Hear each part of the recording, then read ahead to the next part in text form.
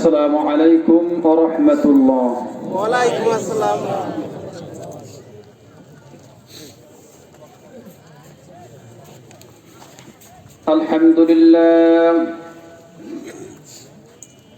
الحمد لله نحمده ونستعينه ونستغفره ونعوذ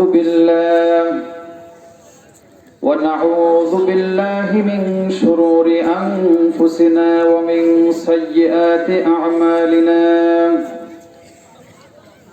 من يهد الله فلا مضل له ومن يضلله فلا هادي له. ونشهد أن لا إله إلا الله وحده لا شريك له. ونشهد أن سيدنا وسندنا وحبيبنا ومولانا محمدا عبده ورسوله الذي أرسله بالحق بشيرا ونذيرا وداعيا إلى الله بإذنه وسراجا منيرا. فقد قال الله سبحانه وتعالى في كلامه المجيد وفي فرقان الحميد. জবান ছেড়ে সকলেই পড়ুন আউযু বিল্লাহি মিনাশ শাইতানির রাজীম। বিসমিল্লাহির রাহমানির রাহিম।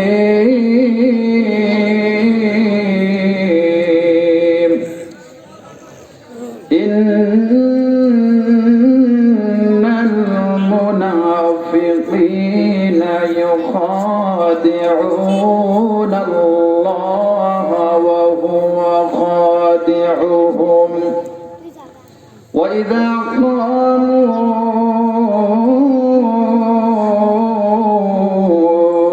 إلى الصلاة قاموا كسالى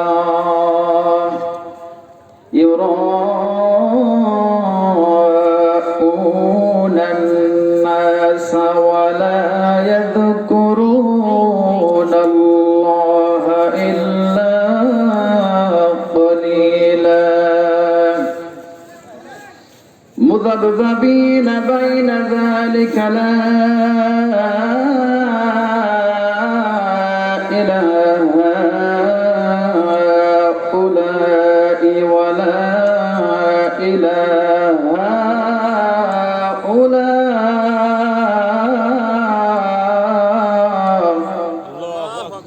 ومن يضلل الله فلن تجد له سبيلا.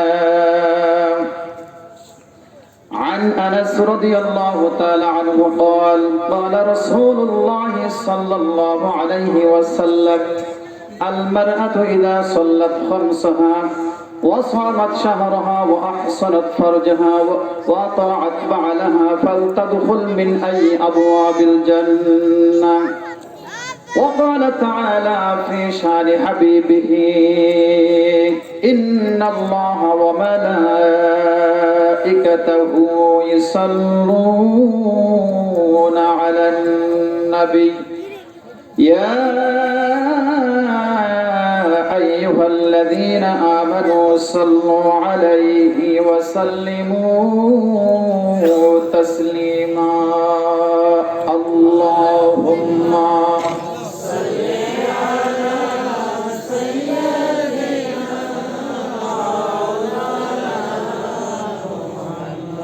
وعلى آل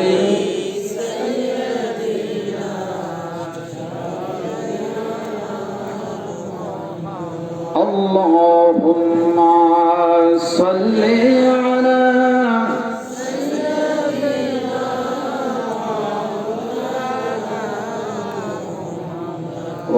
وعلى آل سيدنا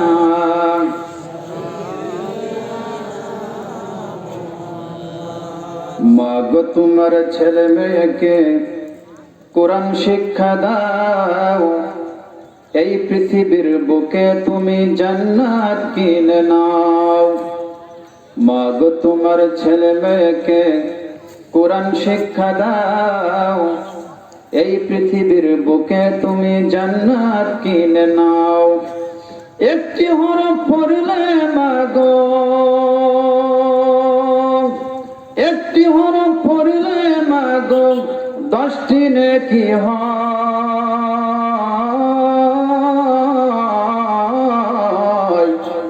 মা বাবার আমল নামায় ফরদের জমা হয়, মা বাবার আমল নামায় ফরদের জমা হয়। ঠিক কিনা? রোজ নামাজে 2 হাত তুলে কাঁদবে তোমার ছেলে, চোখের পানি ফেলে ফেলে কাঁদবে আল্লাহর কাছে। রোজ নামাজে 2 হাত তুলে চোখের পানি ফেলে, চোখের পানি ফেলে ফেলে কাঁদবে আল্লাহর কাছে। আরে সেই দোয়াটা আল্লাহর কাছে গ্রহণযোগ্য হবে।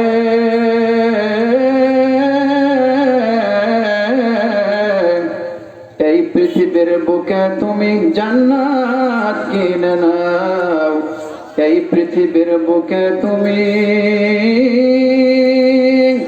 জান্নাত কিনে নাও। আলহামদুলিল্লাহ।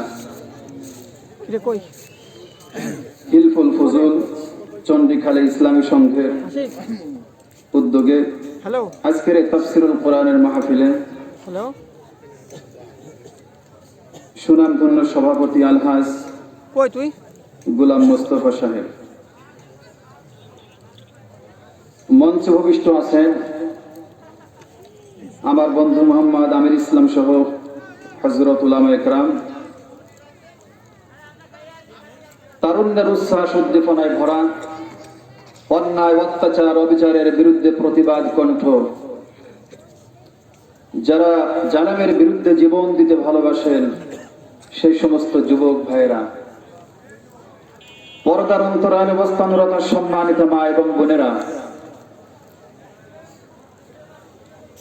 সম্মানিত দিনদার পরহেজগার কোরআন প্রেমিক মুসলমান ভাইয়েরা,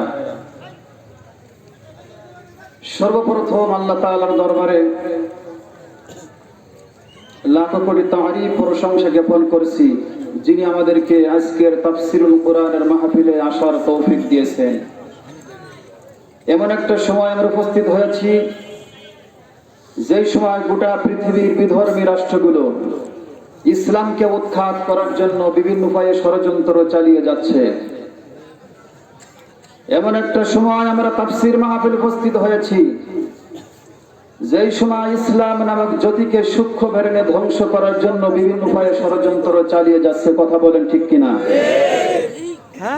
এমন একটা সময় আমরা তাফসীর মাহফিল উপস্থিত হয়েছি যেই সময় আলেমদেরকে হত্যা করে মিডিয়ায় শান্তির বার্তা ছড়িয়ে দিচ্ছে।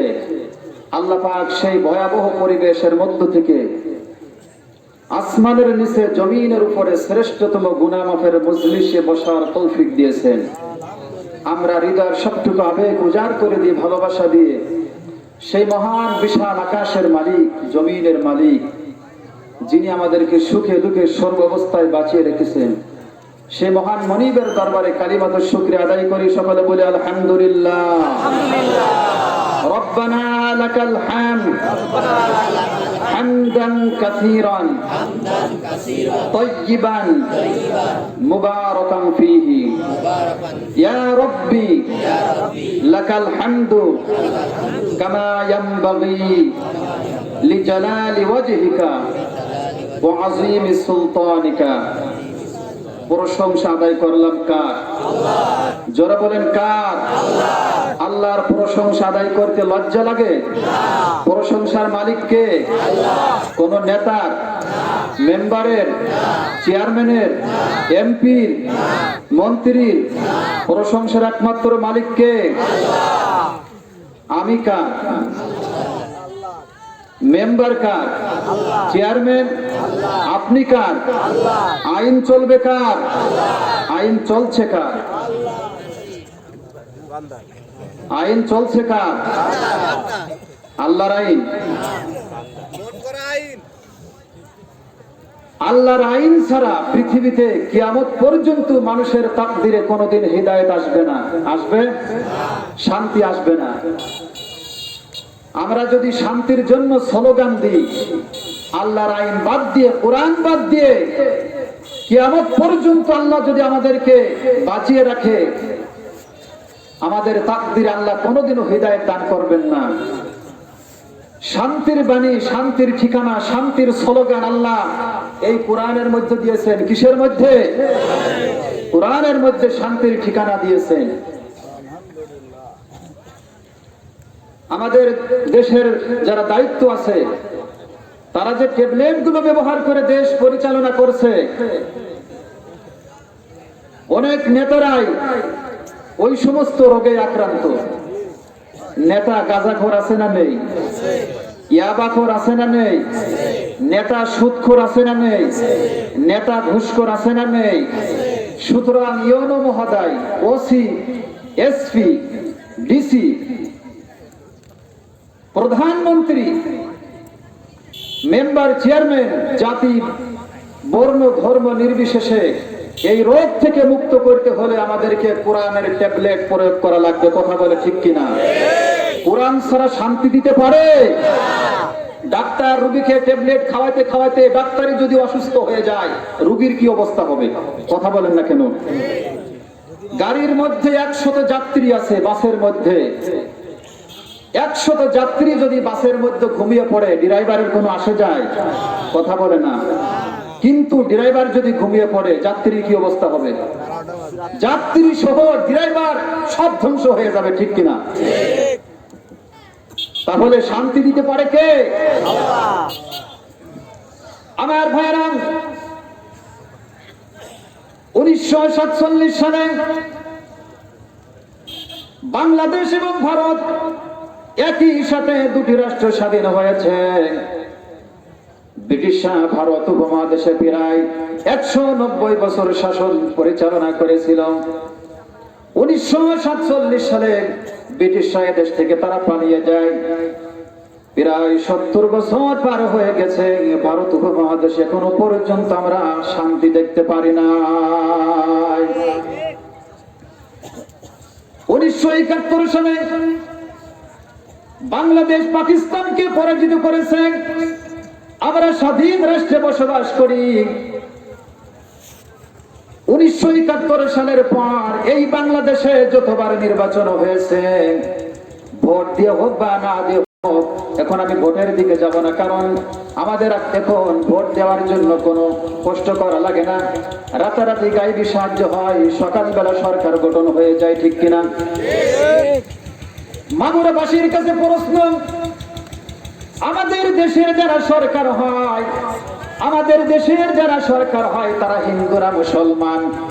কথা বলেন, হিন্দুরা মুসলমান? আমাদের দেশের মসজিদের ইমাম সাহেব মুসলমান, আমাদের দেশের মাদ্রাসার মুহতামিম মুসলমান, আমাদের দেশের কলেজের প্রিন্সিপাল মুসলমান, আমাদের দেশের মাদ্রাসার অধ্যক্ষ মুসলমান। আপনাদের কাছে প্রশ্ন, এদেশের মেম্বার মুসলমান, চেয়ারম্যান মুসলমান, এমপি মুসলমান, প্রধানমন্ত্রী মুসলমান। আমার ভাইরা, কোরআন মাদ্রাসায় পাওয়া যায়, কোরআন মসজিদের মধ্যে পাওয়া যায়, কোরআন আমাদের বাড়িতে পাওয়া যায়, রুমের মধ্যে পাওয়া যায়। কোরআন আমাদের কাছে থাকার পরেও এই বাংলাদেশ আল্লাহর কোরআন দিয়ে দেশ চলছে নাকি দুনিয়ার মানুষের তৈরি করা আইন দিয়ে দেশ চলছে? কোনটা? আমার ভাইরা, কোরআন দিয়ে দেশ না চলার পিছনে আমি দুইটি কারণ পেয়েছি। কয়টি? কোরআন দিয়ে দেশ না চলার পিছনে আমি দুইটি কারণ পেয়েছি। বলবো? অসুবিধা হচ্ছে? কোরআন দিয়ে দেশ না চলার পিছনে আমি দুইটি কারণ পেয়েছি। এক নম্বর, আমাদের দেশের যিনি মসজিদের ইমাম হন তিনি সমাজের মাতবার বা মেম্বার হতে পারে না। যিনি আলেম হন, যিনি মুফাসসির হন, তিনি এমপি হতে পারেন না, মন্ত্রী হতে পারেন না, প্রেসিডেন্ট হতে পারেন না। কেননা আমার হাফেজ সাহেবদের মধ্যে, আলেমের মধ্যে আমার আল্লাহ তাআলার কোরআন তাদের সিনার মধ্যে আছে। আর কোরআনের কাজ হলো অন্ধকার দূর করে আলো ছড়িয়ে দেওয়া। দুই নম্বর, এ দেশের যারা মেম্বার হয়, যারা চেয়ারম্যান হয়, এমপি হয়, মন্ত্রী হয়, যারা প্রেসিডেন্ট হয়, আল্লাহর ঘর মসজিদের মেম্বারে দাঁড়িয়ে তারা নামাজ পড়াতে পারে না। আমার ভাইয়েরা,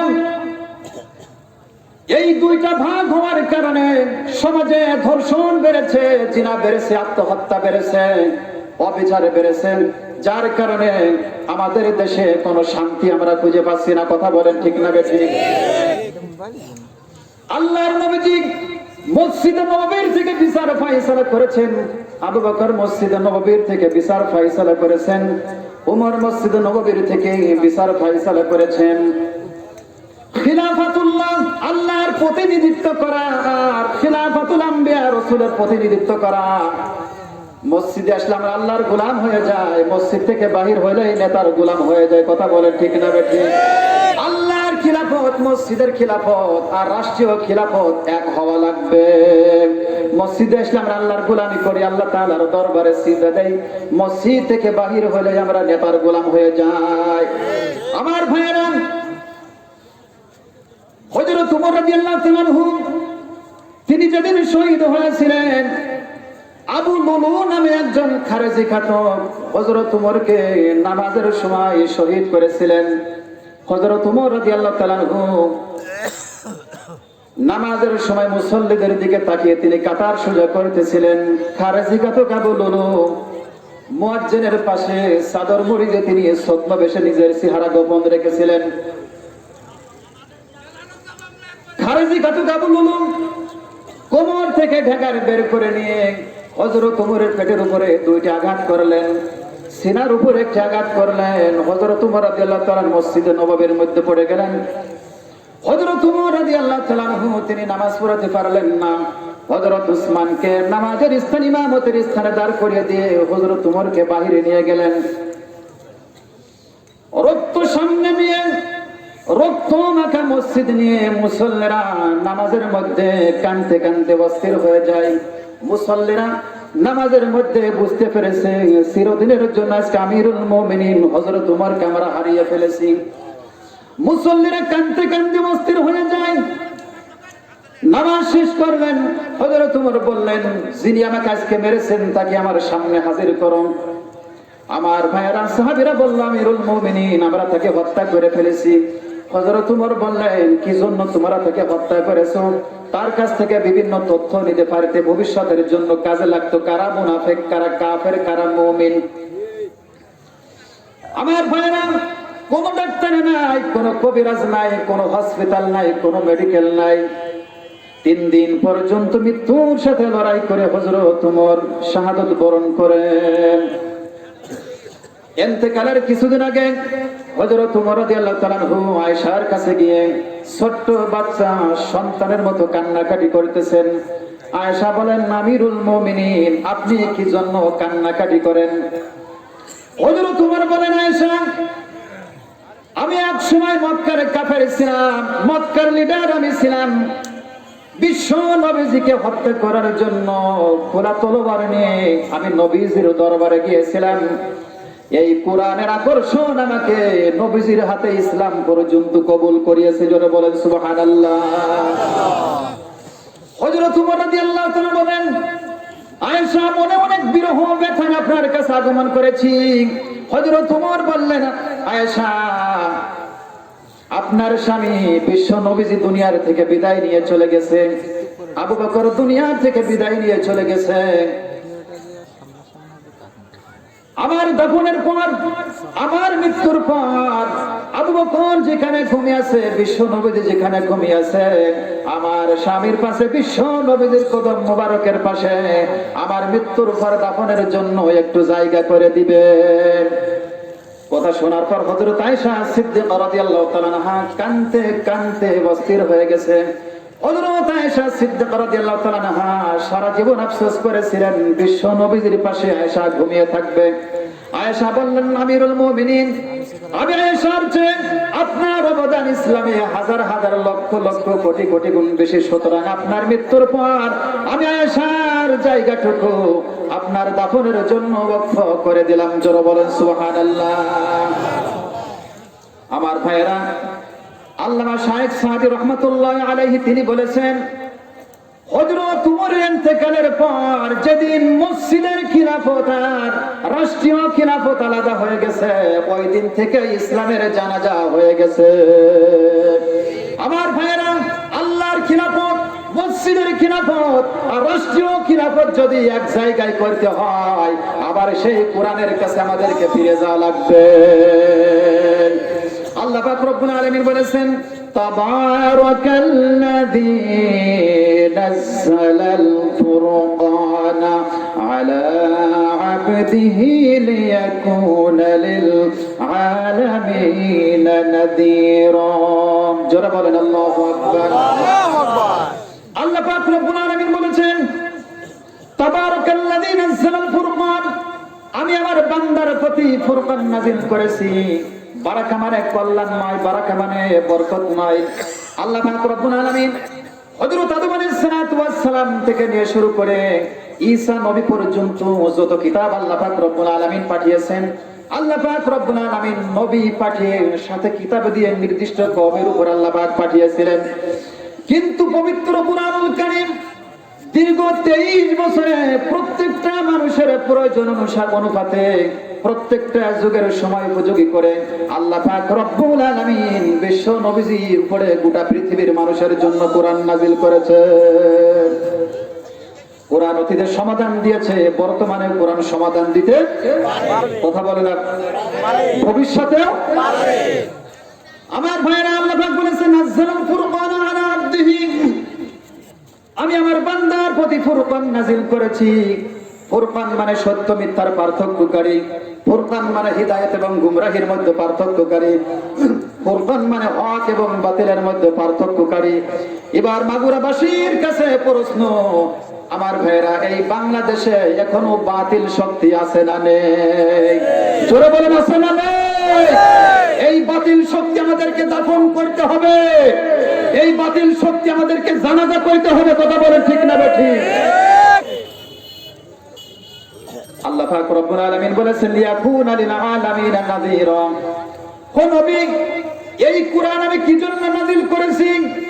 এই কোরআন যে আপনি গোটা দুনিয়ার মানুষকে আপনি ভয় দেখাবেন, ভীতি প্রদর্শন করাবেন, আপনি দুনিয়ার মানুষকে আপনি সতর্ক করবেন। আমার ভাইরা, আল্লাহর নবীজির 40 বছর যখন বয়স হয়ে গেল, 40 বছর পর্যন্ত বিশ্ব নবীজিকে আলামিন বলা হতো। মক্কার কাফেররা মুশরিকরা পর্যন্ত বিশ্ব নবীজির কাছে তাদের মালামাল আমানত রেখে আসতো। কিন্তু যখন 41 বছর থেকে পবিত্র কোরআন নাজিল হওয়া শুরু করলো, যেই সমস্ত লোকের আমানত রেখে আসতো তারা এখন পাগল বলা শুরু করলো। আল্লাহর নবীজি কোরআনের দাওয়াত থেকে মার খেয়েছেন, আমার ভাইয়ের রক্ত ঝরেছে শরীর থেকে। আমার ভাইয়েরা, আল্লাহর নবীজি দুনিয়া থেকে বিদায় নিয়ে চলে গেছে। নবীদের সেই দাওয়াত এই দুনিয়াতে প্রচার করবে তারা, নবীদের ওয়ারিস পৃথিবীতে আছে যারা। আল্লাহ পাক রব্বুল আলামিন বলেছেন, ইন্নাল্লাযীনা ইয়াকফুরুনা বিআয়াতিল্লাহি ওয়া ইয়াকতুলুনান নাবিয়্যিনা বিগাইরি হাক্কিন ওয়া ইয়াকতুলুনা আল্লাযীনা ইয়া'মুরুনা বিল কিসতি মিনান নাস। জোরে বলেন আল্লাহু আকবার। আল্লাহ পাক রব্বুল আলামিন বলেছেন, নিশ্চয়ই যারা আল্লাহর আয়াতকে অস্বীকার করেছে তারা তাদের নবীদেরকে অন্যায়ভাবে হত্যা করেছে। আমার ভাইরা, নবীরা যখন দুনিয়াতে বেঁচে আছে, আল্লাহর নবীজি দুনিয়ার থেকে বিদায় নিয়ে চলে গেছেন, নবীদের বর্তমানে ভবিষ্যতে যারা এই কোরআনের দাওয়াত প্রচার করবে তাদেরকেও নবীদের মতো হত্যা করবে। কথা কার? জোরে বলেন কার? আল্লাহর। হত্যা করছে কি করছে না? কিভাবে হত্যা করছে? পাহাড় থেকে ঝর্ণা নেমেছে, ঝর্ণার উপরে সিংহ পানি পান করছে, ঝর্ণার নিচে পানি পান করছে ছোট্ট হরিণ। সিংহ চিন্তা করলো হরিণকে কিভাবে খাবে। সিংহ বুদ্ধি খাটিয়ে বলল, এই হরিণের বাচ্চা হরিণ, তুই পানি ঘোলা করছিস কি জন্য? জানিস না আমি পানি পান করতেছি? হরিণ ছোট্ট হরিণ বলল, মহারাজ সাহেব, আপনি তো ঝর্ণার উপরে পানি পান করছেন আর আমি তো ঝর্ণার নিচে, আমি যদি পানি ঘোলা করি আপনার কোনো সমস্যা আছে কি? সমস্যা আছে না। উদ্দেশ্য কি? টার্গেট হলো হরিণকে কিভাবে খাবে, ঠিক কিনা? তখন সিংহ চিন্তা করলো আমি তো বিপদে পড়েছি, বুদ্ধি খাটিয়ে গবেষণা করে চিন্তা করলো কিভাবে হরিণকে খাওয়া যায়। সিংহ বলল, গত বছর আমাকে গালি দিয়েছিলি কি জন্য? কি বললো? গত বছর আমাকে গালি দিয়েছিলি কি জন্য? হরিণ বলল, মহারাজ সাহেব, এবারও আপনি ভুল বুঝেছেন, আমার বয়সই তো 1 বছর হয় নাই, আমার বয়স থেকে বল 6 মাস। তখন সিংহ আবার চিন্তায় পড়ে গেল, ছোট্ট হরিণের সাথে পারছি না, বুদ্ধি খাটি আবার বলল, এই হরিণ, তুই গালি না দিলে তোর বাপ আমাকে গালি দিয়েছিল, তুই গালি না দিলেও তোর দাদা আমাকে গালি দিয়েছিল। এই কথা বলার সাথে সাথে সঙ্গে সঙ্গে ঘাড় বটকিয়ে হরিণের রক্ত শুরু করলো। বর্তমানে যারা কোরআনের দাওয়াত দিচ্ছে, শুনে রাখো মুসলমানেরা, যারা বর্তমানে কোরআনের দাওয়াত দিচ্ছে, অতীতে যারা দাওয়াত দিয়েছিল তাদেরকেও সেই হরিণের মতোই অন্যায় ভাবে তাদেরকে হত্যা করা হচ্ছে। কথা বলে ঠিক না? দেখে কোন ভয় আছে? জোরে বলেন, কোন ভয় আছে? মুমিনের কোনো ভয় নাই। মুমিনের ভয় আছে? মুমিনের কোনো ভয় নাই। মুমিনের পক্ষে আছেন কে? আল্লাহ। আল্লাহ আমাদের সাথে আছে। আল্লাহ পাক রব্বুল আলামিন বলেছেন, হুদাল লিন-নাসি ওয়া বাইনাতিন মিনাল হুদা ওয়াল ফুরকান। সূরা বাকারার 185 নম্বর আয়াত। আল্লাহ পাক রব্বুল আলামিন বলেছেন, হে নবী, আপনাকে যেমন গোটা দুনিয়ার মানুষের জন্য পাঠিয়েছি, তেমনি ভাবে হুদাল লিন-নাস, এই দুনিয়াতে যত হিন্দু আছে, যত বৌদ্ধ আছে, যত খ্রিস্টান আছে, দুনিয়ার সব মানুষের জন্য আমি আল্লাহ পাক রব্বুল আলামিন আপনার উপরে কোরআন নাজিল করেছি। জোরে বলেন সুবহানাল্লাহ। এই কোরআন থেকে যারা হিদায়াত নেবে তারাই হলো মুসলমান। তারা কি? মুসলমান। কোরআন পাওয়ার পরে আমার ভাইরা, কোরআন পাওয়ার পরে যারা কোরআনের সাথে বেয়াদবি করবে তারা হলো মুনাফিক। তারা কি? মুনাফিক। জোরে বলেন, তারা কি? মুনাফিক। আমার ভাইরা, এই কোরআন আপনি মিলিয়ে দেখেন, আপনার জীবন, আপনার কর্মজীবন, আপনার চরিত্র যদি এই কোরআনের সাথে মিলে, আমার আল্লাহ তাআলা বলেন তুই ডান, তুই কি? আমার আল্লাহ তাআলা বলেন তুই ডান। আর কোরআন যদি বলে টুপি যত লম্বা হোক, পাঞ্জাবি যত বড় হোক, ওয়াজ আপনি যতবার করেন, যাকাত যত বেশি দেন, তাহাজ্জুদের নামাজ যত বেশি আপনি পড়েন, জীবনটা যদি কোরআনের সাথে না মিলে, আমার আল্লাহ তাআলা বলেন তুই বাম, তুই কি? এই কোরআন যদি বলেন সভাপতি সাহেব জাহান্নামে যাবে, আমার আল্লাহ তাআলা বললেন সভাপতি সাহেব জাহান্নামে চলে যাবেন। কোরআন যদি বলে সভাপতি সাহেব জান্নাতে যাবে, আমার আল্লাহ তাআলা বলে সভাপতি সাহেব জান্নাতে যাবে। তাহলে জীবনটা কার সাথে মেলা লাগবে? কার সাথে মিলতে হবে? এক লোক বাজারে মধু কিনতে গিয়েছে। কি কিনতে গেছে? বাজারে মধু কিনতে গিয়েছে। মধু কিনতে গিয়ে দেখে বাজারে অনেক মধুর দোকান। তিনি চিন্তা করলেন, বাজারে এত মধুর দোকান কি জন্য? দোকান থাকবে একটা, কারণ আমাদের দেশে যে জিনিসটা আসল তার নকল অতি তাড়াতাড়ি বের হয়, ঠিক কিনা? আমাদের দেশে যেমন নকল পীর আছে, আবার আসল পীরও আছে, আছে না নেই? আমাদের দেশে যেমন ভালো আলেম পাওয়া যায়, আবার নকল আলেমও পাওয়া যায়, ঠিক কিনা? এরপরে মিলাদ নিয়ে মারামারি আছে না নেই? কিয়াম নিয়ে মারামারি আছে না নেই? জিকির নিয়ে কেউ বলছে ইল্লাল্লাহ জিকির জায়েজ, আবার কেউ বলছে ইল্লাল্লাহ জিকির জায়েজ নাই। বলে কি বলে না? আমার ভাইয়েরা, ইল্লাল্লাহ জিকির কুরআন হাদিসের কোথাও আপনি খুঁজে পাবেন? কুরআন হাদিসের কোথাও স্পষ্ট ভাবে আজকে বলে গেলাম, আমার কাছ থেকে নাম্বার নেবেন, মোবাইল নাম্বার নেবেন, স্পষ্ট ভাবে কুরআন হাদিসের কোথাও ইল্লাল্লাহ শব্দ জিকির জায়েজ নাই। আল্লাহ নবীজি বলেছেন আফদালু যিকরি লা ইলাহা ইল্লাল্লাহ, জিকির করো লা ইলাহা ইল্লাল্লাহ শব্দ বলে। আপনি লা ইলাহা মনে মনে রেখে ইল্লাল্লাহ উচ্চ স্বরে আওয়াজ দিয়ে এই খণ্ডন বিশ্ব নবীজির তার মুখের বাণী এই খণ্ডন করার পারমিশন আপনাকে কে দিয়েছে? কে আপনাকে পারমিশন দিয়েছে? যারা ইল্লাল্লাহ জিকিরের পক্ষে যারা দলিল দেয়, কিভাবে দলিল দেয় জানেন? তারা দলিল দেয় এভাবে যে মনে মনে লা ইলাহা ইল্লাল্লাহ রাখবা, লা ইলাহা ইল্লাল্লাহ এটা মনে মনে রেখে দিতে হবে। কোন জায়গায় রাখবো? আমার অন্তরিত পরিষ্কার না। কোন জায়গায় ইল্লাল্লাহ জিকির মনে মনে আমি রেখে দেবো? ইল্লাল্লাহ জিকির মনে মনে রেখে পরিশেষে ইল্লাল্লাহ ইল্লাল্লাহ বলবো। ইল্লাল্লাহ আল্লাহ ছাড়া, আল্লাহ ছাড়া কি? আমার স্পষ্ট ভাবে জিকির করতে হবে লা ইলাহা ইল্লাল্লাহ। এরপরে মিলাদ নিয়ে মারামারি আছে না নেই? আমার ভাইরা, বাংলাদেশে আসল যত তার চাইতে নকল বেশি পরিমাণ, ঠিক কিনা? বাজারে মধু কিনতে গিয়েছে, মধু কিনতে গিয়ে দেখে অনেক মধুর দোকান। তিনি চিন্তা করলেন মধু আজকে কিনবো না, এত দোকান কি জন্য হলো? মধু না কিনে নিয়ে মদ কিনে নিয়ে বাড়িতে এসে মদ পান করলেন। কি পান? মদ পান করলেন। হারাম নাকি হালাল? আমার ভাইরা, যখন মদ পান করলেন, আমার আল্লাহ পাক রব্বুল আলামিন প্রত্যেকটা মানুষের জিহ্বার ভিতরে টেস্ট করার জন্য কমপক্ষে 3000 কর্মচারী বসিয়ে দিয়েছেন। জোরে বলে সুবহানাল্লাহ। কোনটা আসল মধু আর কোনটা নকল মধু তা চেনার উপায় হলো আল্লাহ পাক জিহ্বা দিয়েছেন, জিহ্বা দিয়ে টেস্ট করা লাগবে, ঠিক কিনা?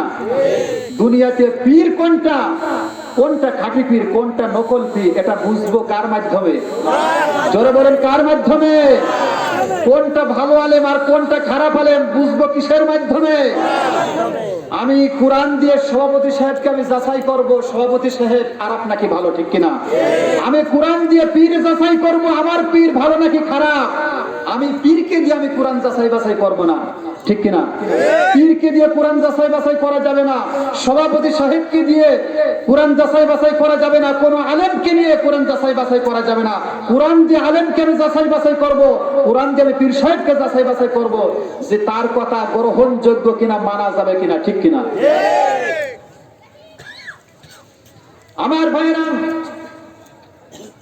আমাদের দেশে একজন সুদখোর, ঘুষখোর, ইয়াবাখোর তিনি মারা গেলে যেভাবে জানাজা পড়ানো হয়, যেভাবে দাফন দেওয়া হয়, একজন ব্যক্তি সারা জীবন সুদের বিরোধিতা করেছে, ঘুষের বিরোধিতা করেছে, তিনি মারা গেলে একই কায়দায় গোসল দেওয়া হয়, জানাজা পড়ানো হয়, দাফন দেওয়া হয়। কথা বলেন ঠিক না বেঠিক? এই বাংলাদেশে একজন গলায় রশি আত্মহত্যা করলেন, বিষ পান করে আত্মহত্যা করলেন।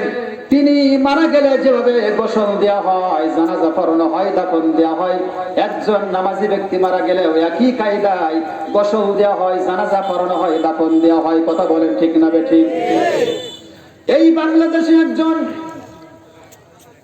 মুনাফিক মারা গেলে, তিনি মারা গেলে যেভাবে গোসল দেওয়া হয়, জানাজা পড়ানো হয়, দাফন দেওয়া হয়, আর একজন মসজিদের ইমাম সাহেব মারা গেলে একই কায়দায় গোসল দেওয়া হয়, জানাজা পড়ানো হয়, দাফন দেওয়া হয়। কথা বলেন ঠিক না বেঠিক?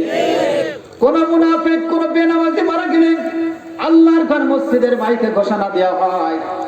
আমার ভাইয়ের, আবার ভালো ভালো লোকগুলো মারা গেলে মসজিদের মাইকে ঘোষণা দেওয়া হয়।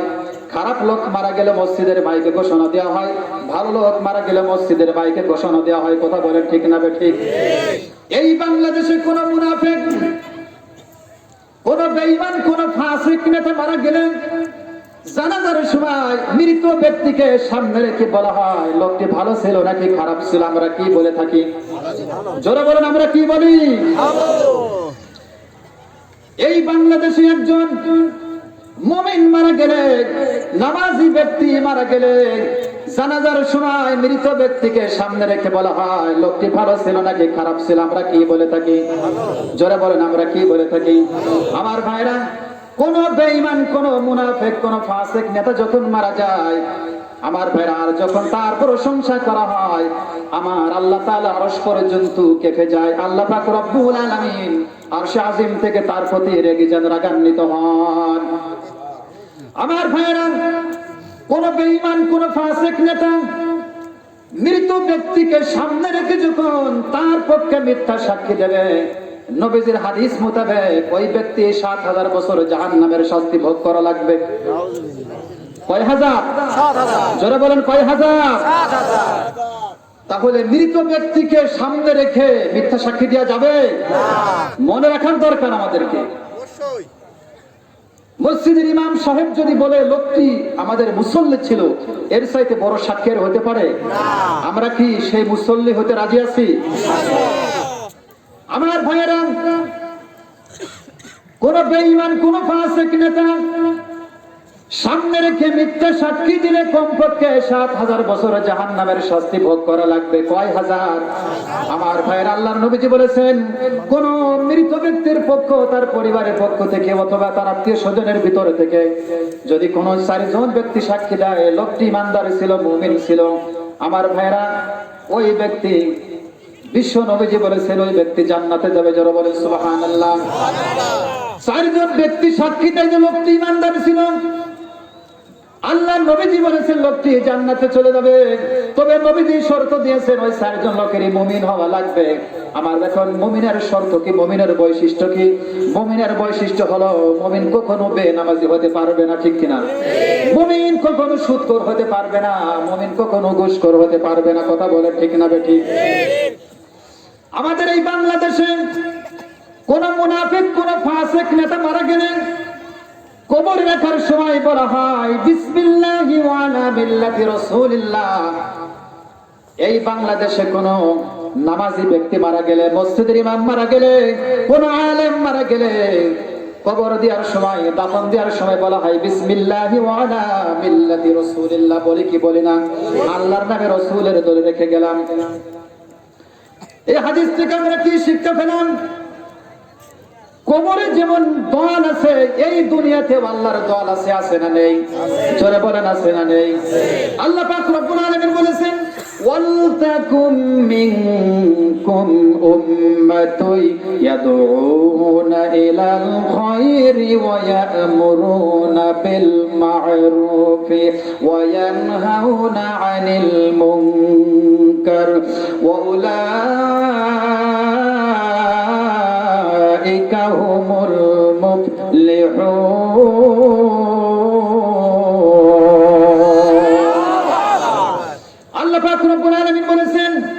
তোমাদের মধ্যে এমন একটা দল থাকা প্রয়োজন, যেই দলটি মানুষকে সৎ কাজের আদেশ করবে, অসৎ কাজে নিষেধ করবে। আমার আল্লাহ তাআলা বলেন, দুনিয়ার মধ্যে ওই দলটি হলো সর্বশ্রেষ্ঠ দল। যারা বলে সুবহানাল্লাহ। আমার ভাইয়েরা, কবর রাখার সময় বলা হয় বিসমিল্লাহি ওয়া আলা মিল্লাতি রাসূলিল্লাহ। আল্লাহর নামে রাসূলের দলে রেখে আসলাম, রাসূলের দলে রেখে গেলাম, কবরের মধ্যে রেখে চলে আসলাম।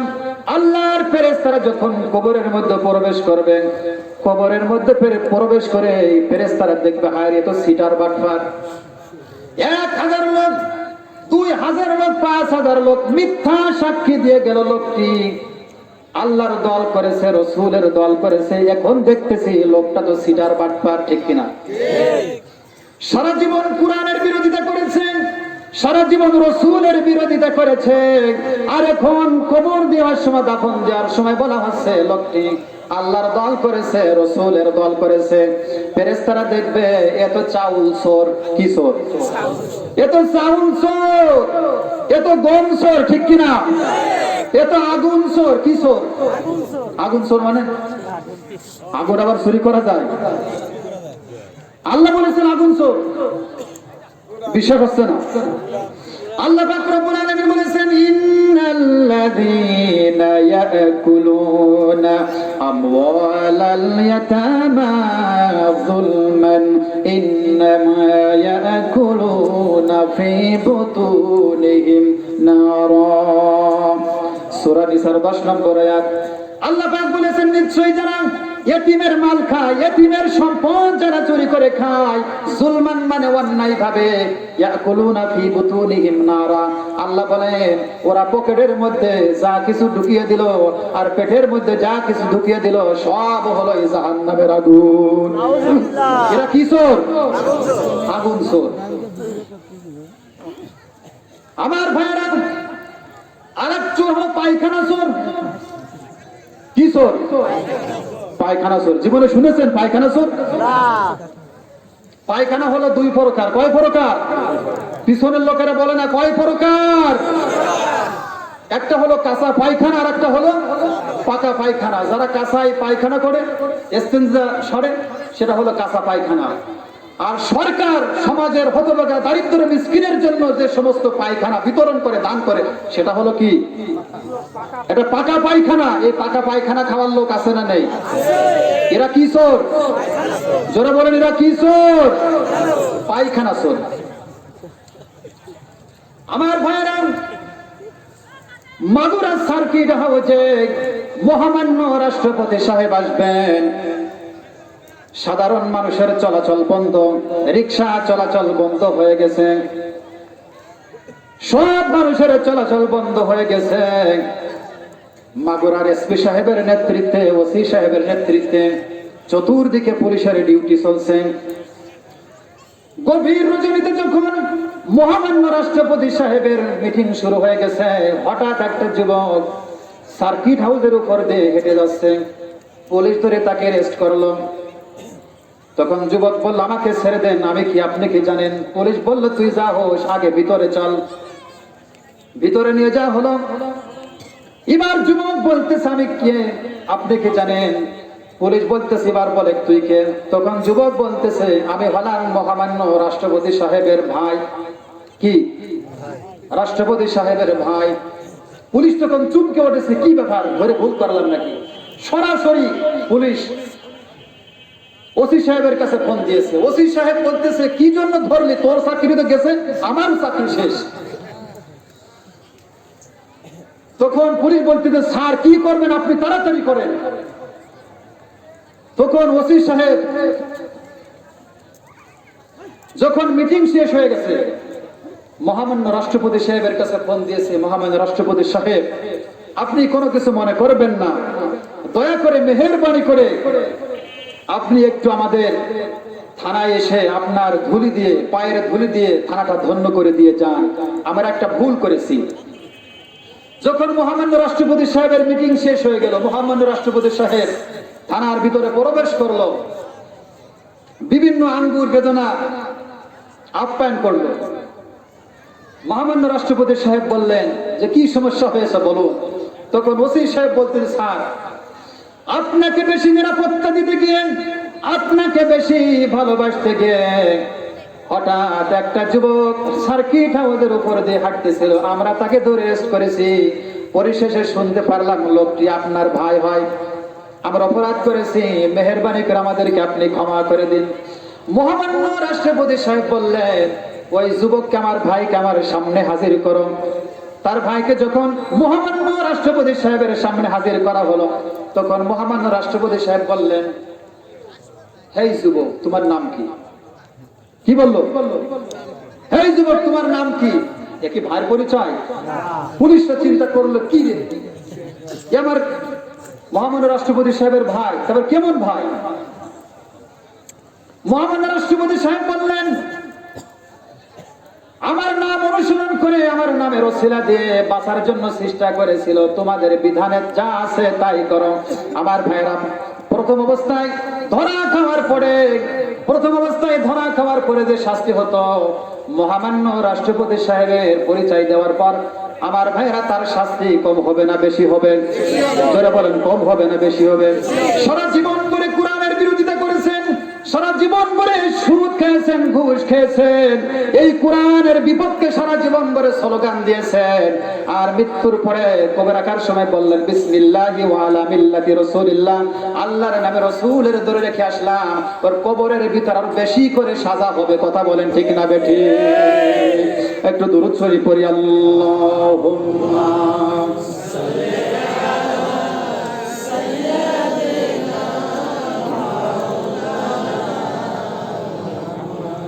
وعلى آل سيدنا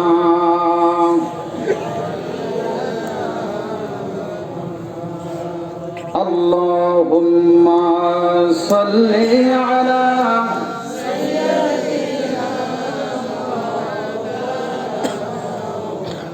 وعلى آل سيدنا মাওলানা মুহাম্মদ। আমি আপনাদের সম্মুখে পবিত্র কুরআনুল কারীমের সূরা নিসা থেকে আমি আয়াত তেলাওয়াত করেছি। সূরা নিসার 142 নম্বর আয়াত, 43 নম্বর আয়াত। আল্লাহ পাক রব্বুল আলামিন বলেছেন ইন্নাল মুনাফিকিনা ইউখাদিউনাল্লাহ ওয়া হুয়া খাদিউহুম। আজকের আলোচনার বিষয় হলো মুনাফিক কি? আলোচনার বিষয় কি? মুনাফিক। আল্লাহ পাক রব্বুল আলামিন বলেছেন ইন্নাল মুনাফিকিনা ইউখাদিউনাল্লাহ, নিশ্চয় যারা মুনাফিক তারা আমার আল্লাহ তাআলার সাথে ধোঁকাবাজি করেছে, প্রতারণা করেছে। কার সাথে? জোরে বলেন কার সাথে? এখানে আমরা যারা আছি সবাই মুসলমান। এখানে অনেকে আওয়ামী লীগ করেন, বিএনপি করেন, কেউ জামাত করেন, কেউ আট্রসি করেন, কেউ ফরফেরা করেন, কেউ সরমরাই করেন। আমার ভাড়া এত দল যদি বাংলাদেশে থাকে তাহলে মুনাফিকরা কোথায় গেল? কোরআনের আলোচনা বন্ধ করে কারা? তাফসীর মাহফিল গুলো বন্ধ করে কারা? এই সমস্ত মুনাফিক গুলো এখন কোথায় গেল? চিনার দরকার আছে না নেই? আমার ভাইরা, আপনি যদি ইহুদি দেখতে চান ইসরায়েলে যাওয়া লাগবে, খ্রিস্টান দেখতে চাইলে আমেরিকায় যাওয়া লাগবে, আর মুনাফিক দেখতে চাইলে 57টা মুসলিম রাষ্ট্রে যাওয়া লাগবে। কথা বলে ঠিক না বেঠিক? 57টা মুসলিম রাষ্ট্রের মধ্যে বাংলাদেশ একটি মুসলিম রাষ্ট্র, তার মানে প্রমাণিত হয়ে গেছে বাংলাদেশেও, জোরে বলেন, বাংলাদেশেও মুনাফিক আছে। আমার ভাইরা, আল্লামা ইবনে কাসির রাহমাতুল্লাহ আলাইহি তাফসীর ইবনে কাসিরের মধ্যে মুনাফিকের সংজ্ঞা এভাবে দিয়েছেন, নাফকাতুল ইয়ারবু, ইঁদুরের গর্ত। কিসের গর্ত? মুনাফিক মানে? জোরে বলেন, মুনাফিক মানে? আমার ভাইরা, ইঁদুরের গর্ত না বলে বন বিড়ালের গর্ত বলতে পারতেন, ইঁদুরের গর্ত না বলে শিয়ালের গর্ত বলতে পারতেন। ইঁদুরের গর্ত কি জন্য বললেন? আমার ভাইরা, ইঁদুরের রাস্তা থাকে দুইটা, একটা থাকে সদর রাস্তা আর একটা থাকে গোপন রাস্তা। রাস্তা হলো দুইটা। কয়টা? জোরে বলে, রাস্তা কয়টা? একটা থাকে গোপন রাস্তা আর একটা থাকে সদর রাস্তা। আপনি সদর রাস্তা দিয়ে আক্রমণ করবেন, গরম পানি ঢালবেন, আমার ভাইরা ওই যে আরেকটা রাস্তা রেখেছে ওই রাস্তা দিয়ে মুনাফিকরা পালিয়ে যাবে। এই দুনিয়াতে যারা মুনাফিক, আমার ভাইরা, এই দুনিয়াতে বাঁচার জন্য তারা দুনিয়াতে দুইটা রাস্তা তৈরি করে রেখেছে। আমার ভাইয়েরা, তারা গোপন, তারা আলেমদের সাথে মিশে যায়, ইমামদের সাথে সম্পর্ক রাখে, আর গোপনে গোপনে ইহুদি খ্রিস্টানদের সাথে দালালি করে। মুখে মুখে আল্লাহকে বিশ্বাস করে আর গোপনে গোপনে ইহুদি খ্রিস্টান মুশরিকদের দালালি করে। আমার ভাইরা, মুনাফিকদেরকে চেনা বড়ই কঠিন, কারণ মুনাফিক হলো কাফেরদের চাইতেও বড় শত্রু। ঠিক কিনা? মুনাফিক, আমার বড় ভাই মুনাফিক, আমি নামাজ পড়ে আমার ভাইও নামাজ পড়ে। আমার ভাইরা, আমার চাচা মুনাফিক, আমি নামাজ পড়ি আমার চাচাও নামাজ পড়ে। মুনাফিক হলো আমার বাড়ির ভিতরের শত্রু, আর কাফের হলো বাহিরের শত্রু। কথা বলেন ঠিক না বেঠিক? এই জন্য মুনাফিক কাফেরের চাইতে বড় ভয়ঙ্কর। কার চাইতে? জোরে বলেন, কার চাইতে? কাফেরের চাইতে বড় ভয়ঙ্কর। আল্লাহ পাক রব্বুল আলামিন বলেছেন, ওয়া মিনান নাসি মান ইয়াকুলু আমান্না বিল্লাহি ওয়া বিল ইয়াউমিল আখির ওয়া মা হুম বিমুমিনিন। সূরা 8 নম্বর আয়াত আল্লাহ পাক বলেছেন দুনিয়ার মধ্যে এমন কিছু লোক আছে তারা বলে আমরা আল্লাহকে বিশ্বাস করেছি, পরকালের প্রতি বিশ্বাস স্থাপন করেছে। আমার আল্লাহ তাআলা বলেন ও নবী তারা মুখে মুখে আমাকে বিশ্বাস করে আর গোপনে গোপনে ইহুদি খ্রিস্টানদের দালালি করে। তারা আমার প্রতি বিশ্বাসী নয়, তারা হলো মুনাফিক। তারা কি? আল্লাহ পাক রব্বুল আলামিন সূরা আনকাবুতের 10 নম্বর আয়াতের মধ্যে বলেছেন ওয়া মিনান নাসি মান ইয়াকুলু আমান্না বিল্লাহি ফাইযা উযিয়া ফিল্লাহি জাআলা ফিতনাতান নাসি কাআযাবিল্লাহ। আল্লাহ পাক রব্বুল আলামিন বলেছেন দুনিয়াতে এমন কিছু মানুষ আছে তারা বলে আমরা আল্লাহর উপর ঈমান এনেছি, ফাইযা উযিয়া ফিল্লাহ যখন ইমানদারদের উপরে কোনো নির্যাতন হয়, ইমানদার লাঞ্ছিত হয়, জেল হয়, ফাঁসি হয়, আল্লাহ পাক বলেছেন ফাইদা উযিয়া ফিল্লাহি জাআলা ফিতনাতান নাসি কাআযাবিল্লাহ। তখন দুনিয়ার মধ্যে এক শ্রেণীর লোক বলে তারা অন্যায় না করলে কি জন্য আলেমদের উপরে নির্যাতন হলো, কি জন্য আলেমদের ফাঁসি হলো, এই শ্রেণীর লোক আছে না নেই? আল্লাহ পাক আবার বললেন ওয়ালা ইন জাআকা নাসরুম মির রাব্বিকা লায়াকুলুন্না ইন্না কুন্না মাআকুম। আবার যখন আলেমদের বিজয় হয়, আলেমদের পক্ষে যখন আমার আল্লাহ তাআলা চলে আসে, তখন ওই মুনাফিকরা বলে আমরাও তোমাদের সাথে ছিলাম। এই শ্রেণীর লোক আছে না নেই? জোরে বলেন আছে না নেই?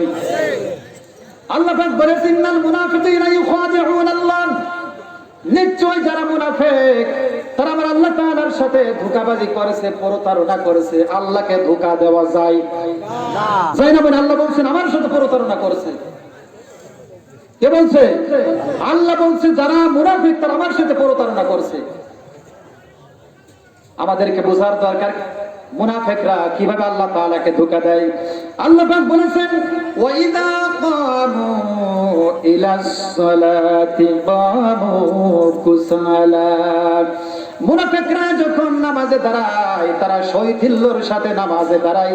নামাজের মধ্যে আল্লাহর মহব্বত খুশু নামাজের মধ্যে থাকে না। নামাজ পড়তেছিলেন জয়নুল আবেদিন, মসজিদের মধ্যে আগুন লেগে গিয়েছে, মসজিদের মধ্যে আগুন লেগেছে। মুসল্লিরা চিৎকার করে আওয়াজ দিচ্ছে হুজুর নামাজ ছেড়ে দিন, মসজিদের মধ্যে আগুন লেগে গিয়েছে। জয়নুল আবেদিন নামাজ ছাড়লেন না, আগুন নিভে গেল মসজিদের মধ্যে। নামাজ যখন শেষ হয়ে গেল আমার ভাইরা মুসল্লিরা বলল হুজুর মসজিদের মধ্যে আগুন লেগে গিয়েছিল, আপনি কি জন্য নামাজ ছাড়লেন না? জয়নুল আবেদিন বললেন আমি নামাজের মধ্যে এমন একটা আগুনের চিন্তা অবস্থায় ছিলাম যে আগুনের চিন্তা করতে গিয়ে দুনিয়ার এই তুচ্ছ আগুনের কথা আমাকে ভুলে গিয়েছিল। নামাজ পড়তে আল্লাহর মহব্বত খুশু নিয়ে কথা বলেন, ঠিক না বেঠিক?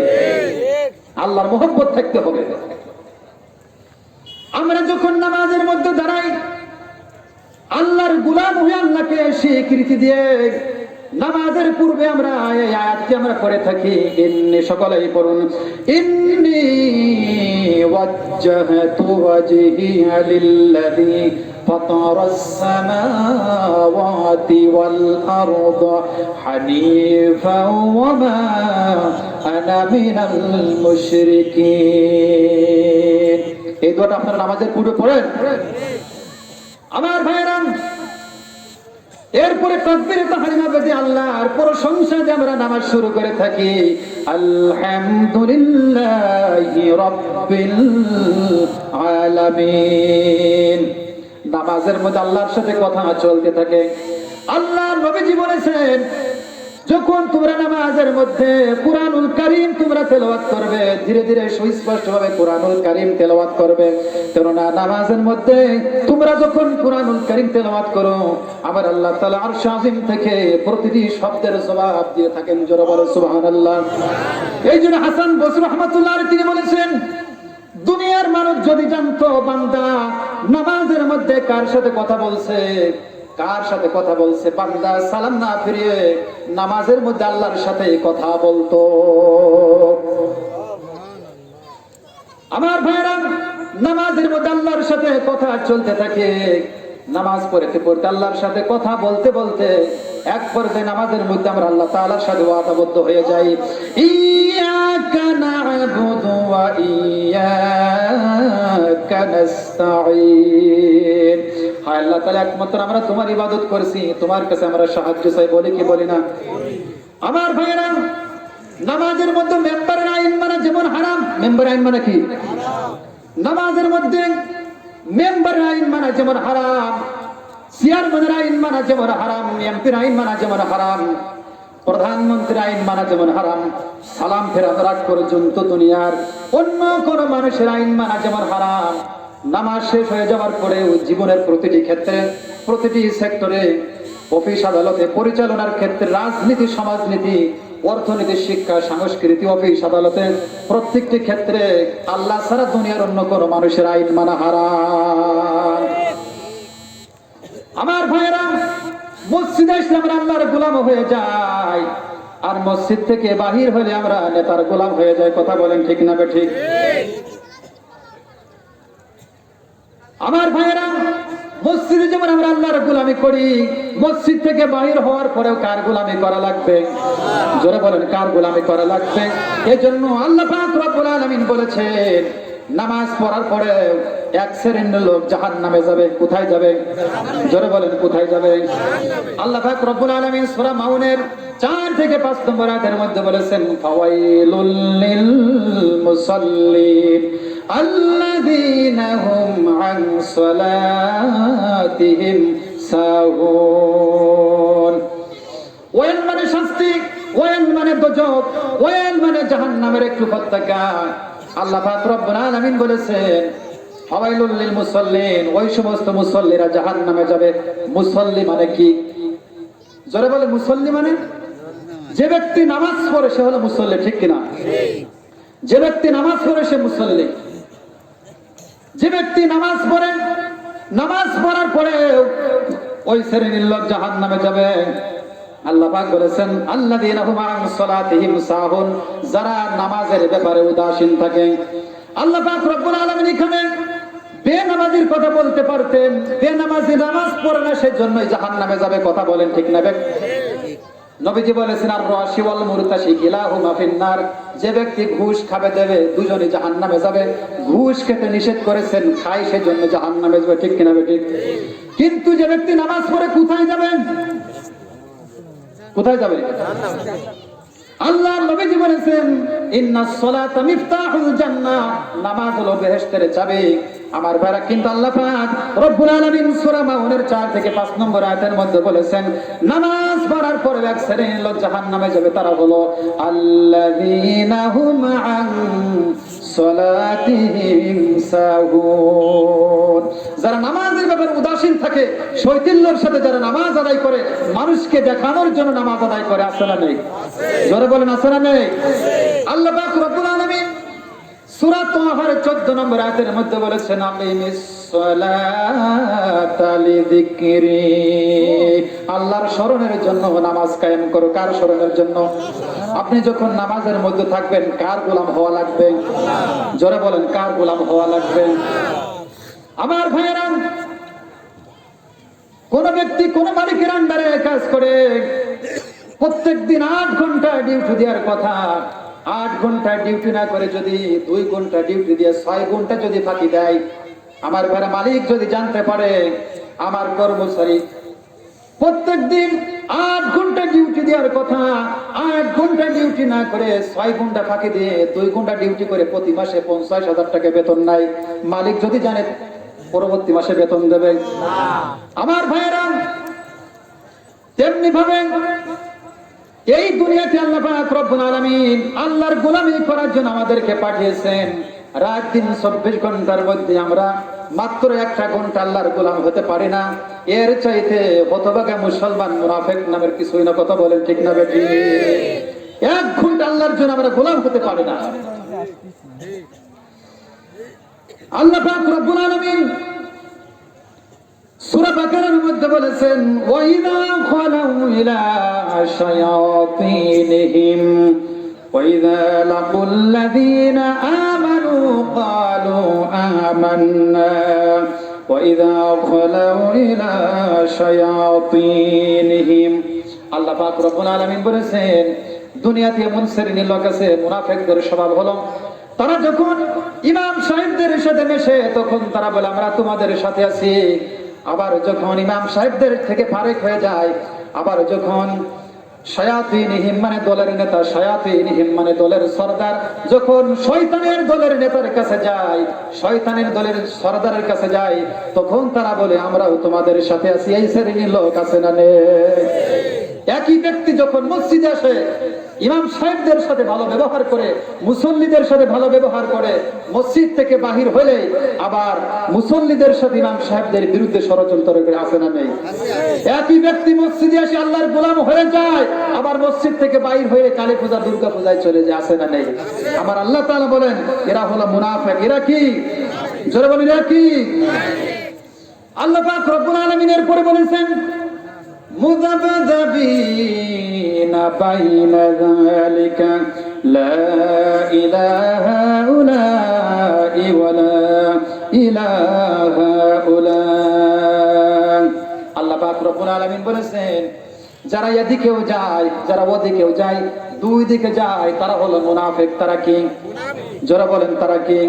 যারা এদিকেও যায়, ওদিকেও যায়, দুই দিকে যায়, তারা হলো মুনাফিক। এবার বিশ্ব নবীদের হাদিস শুনুন, তাফসীর ইবনে কাসিরের মধ্যে পড়েছি।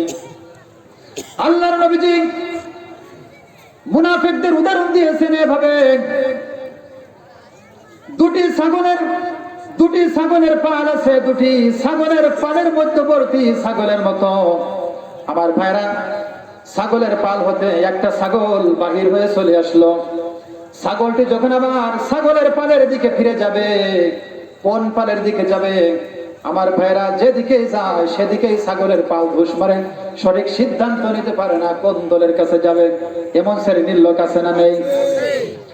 আমার ভাইরা, হযরত আব্দুল মাসউদ রাদিয়াল্লাহু তাআলা আনহু তিনি মুনাফিক সম্পর্কে চমৎকার একটি উদাহরণ দিয়েছেন। এই দুনিয়াতে কারা মুনাফিক, এই দুনিয়াতে কারা মুমিন, এই দুনিয়াতে কারা কাফের। আল্লাহর নবীর সাহাবী বর্ণনা দিচ্ছেন, তিনজন ব্যক্তি নদীর কিনারে আসলো।